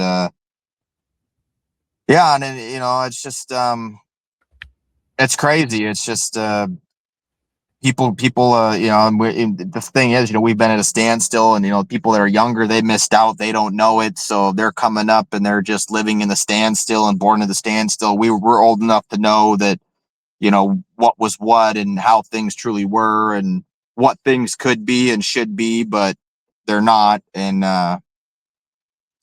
yeah, like you said, I mean, unless that's what we always say it's, this is why it's, it is revolution or bust, because it's just, we're obviously on this downward spiral, this downward agenda, and it's so obvious. I mean, it's so obvious. If you've been around long enough, it's obvious. If you haven't been around long enough, you don't know probably what you're talking about. You probably missed out. But for us to have been around as long as we have, we've seen it. We know what we're talking about. We know we're on the money, and it's everything. It's everywhere. It's just this massive agenda that just keeps uh, pushing on and moving on, and yeah, and it's just amazing. It's amazing to have been around to see all of it just go down the way that it has, and pretty soon it's going to be, like I said, another, almost at the end of the calendar year already. Crazy enough, 2026 coming in, and everybody, the people that are excited for all the new things, 2026. It's like, yeah, you're better off going with the 2025 because it pretty much probably most likely wasn't going to improve or get any better, regardless of what it was. But yeah, it was pretty. I enjoyed. I think tonight was a pretty good playoff of the last two episodes we've had too, because it's pretty. Last two episodes were kind of hand in hand. This was a bit different. Kind of got back in the gematria, but we also touched on a lot of different things. So I think a lot of people will agree with what we're saying tonight. If you're older, definitely. You know, and people that are even older, they'll have even more to tell you how much better what they really got to live through and enjoy as well. So I think that a lot of people, they're going to have a lot to say for this episode, and um, like I said, it kind of sets up for next week for episode 65, and we'll see how it all plays out. What's all going to happen should be, it's been kind of a quiet week, but this week coming up might be a bit interesting. We're already, yeah, it'd be amazing. We'll be in the halfway through the calendar last month of the calendar year next episode too. So um the year is rapidly winding down. And yeah, I think yeah, like I said, we'll see what happens with the whole John Cena Taylor Swift thing too, and probably do a catch up on that next week and see how it all plays out on Saturday, whatever comes of it. Maybe um it'll be more to it than we think, or there's going to be something else that might happen. And um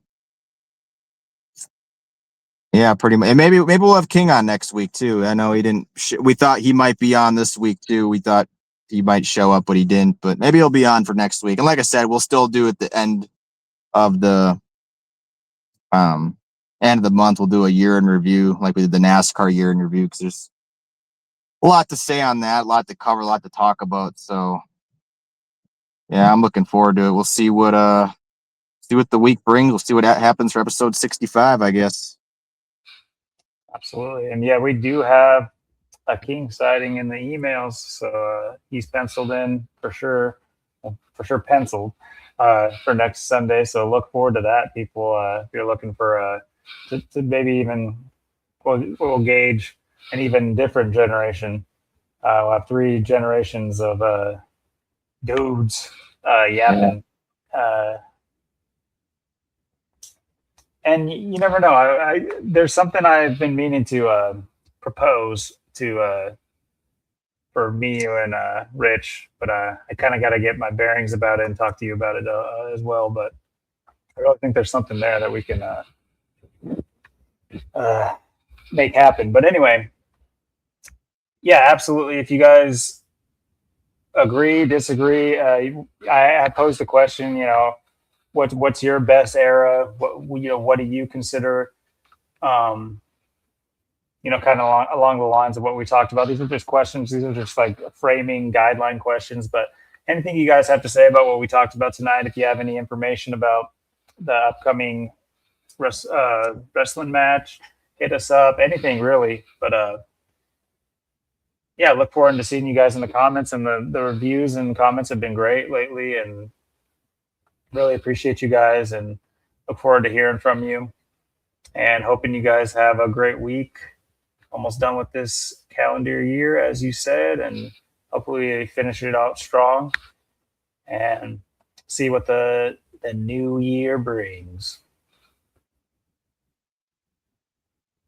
Absolutely. Yep. Looking forward to it. Yeah, we got to finish the year strong, and yeah, be crazy. Before you know it, it'll be the real start of the real year. It'll be April. April will be here. April Fools. April 2026, and we'll say it'll be the real year. It'll be like April Fools, the new real year, and be like, no, it's the 4th month of the year. The year started 3 months ago. What are you talking about? Get me. Nice try. You must key into the numbers or something that gematria stuff. All right, people. Have a great week. Catch you next time. Peace.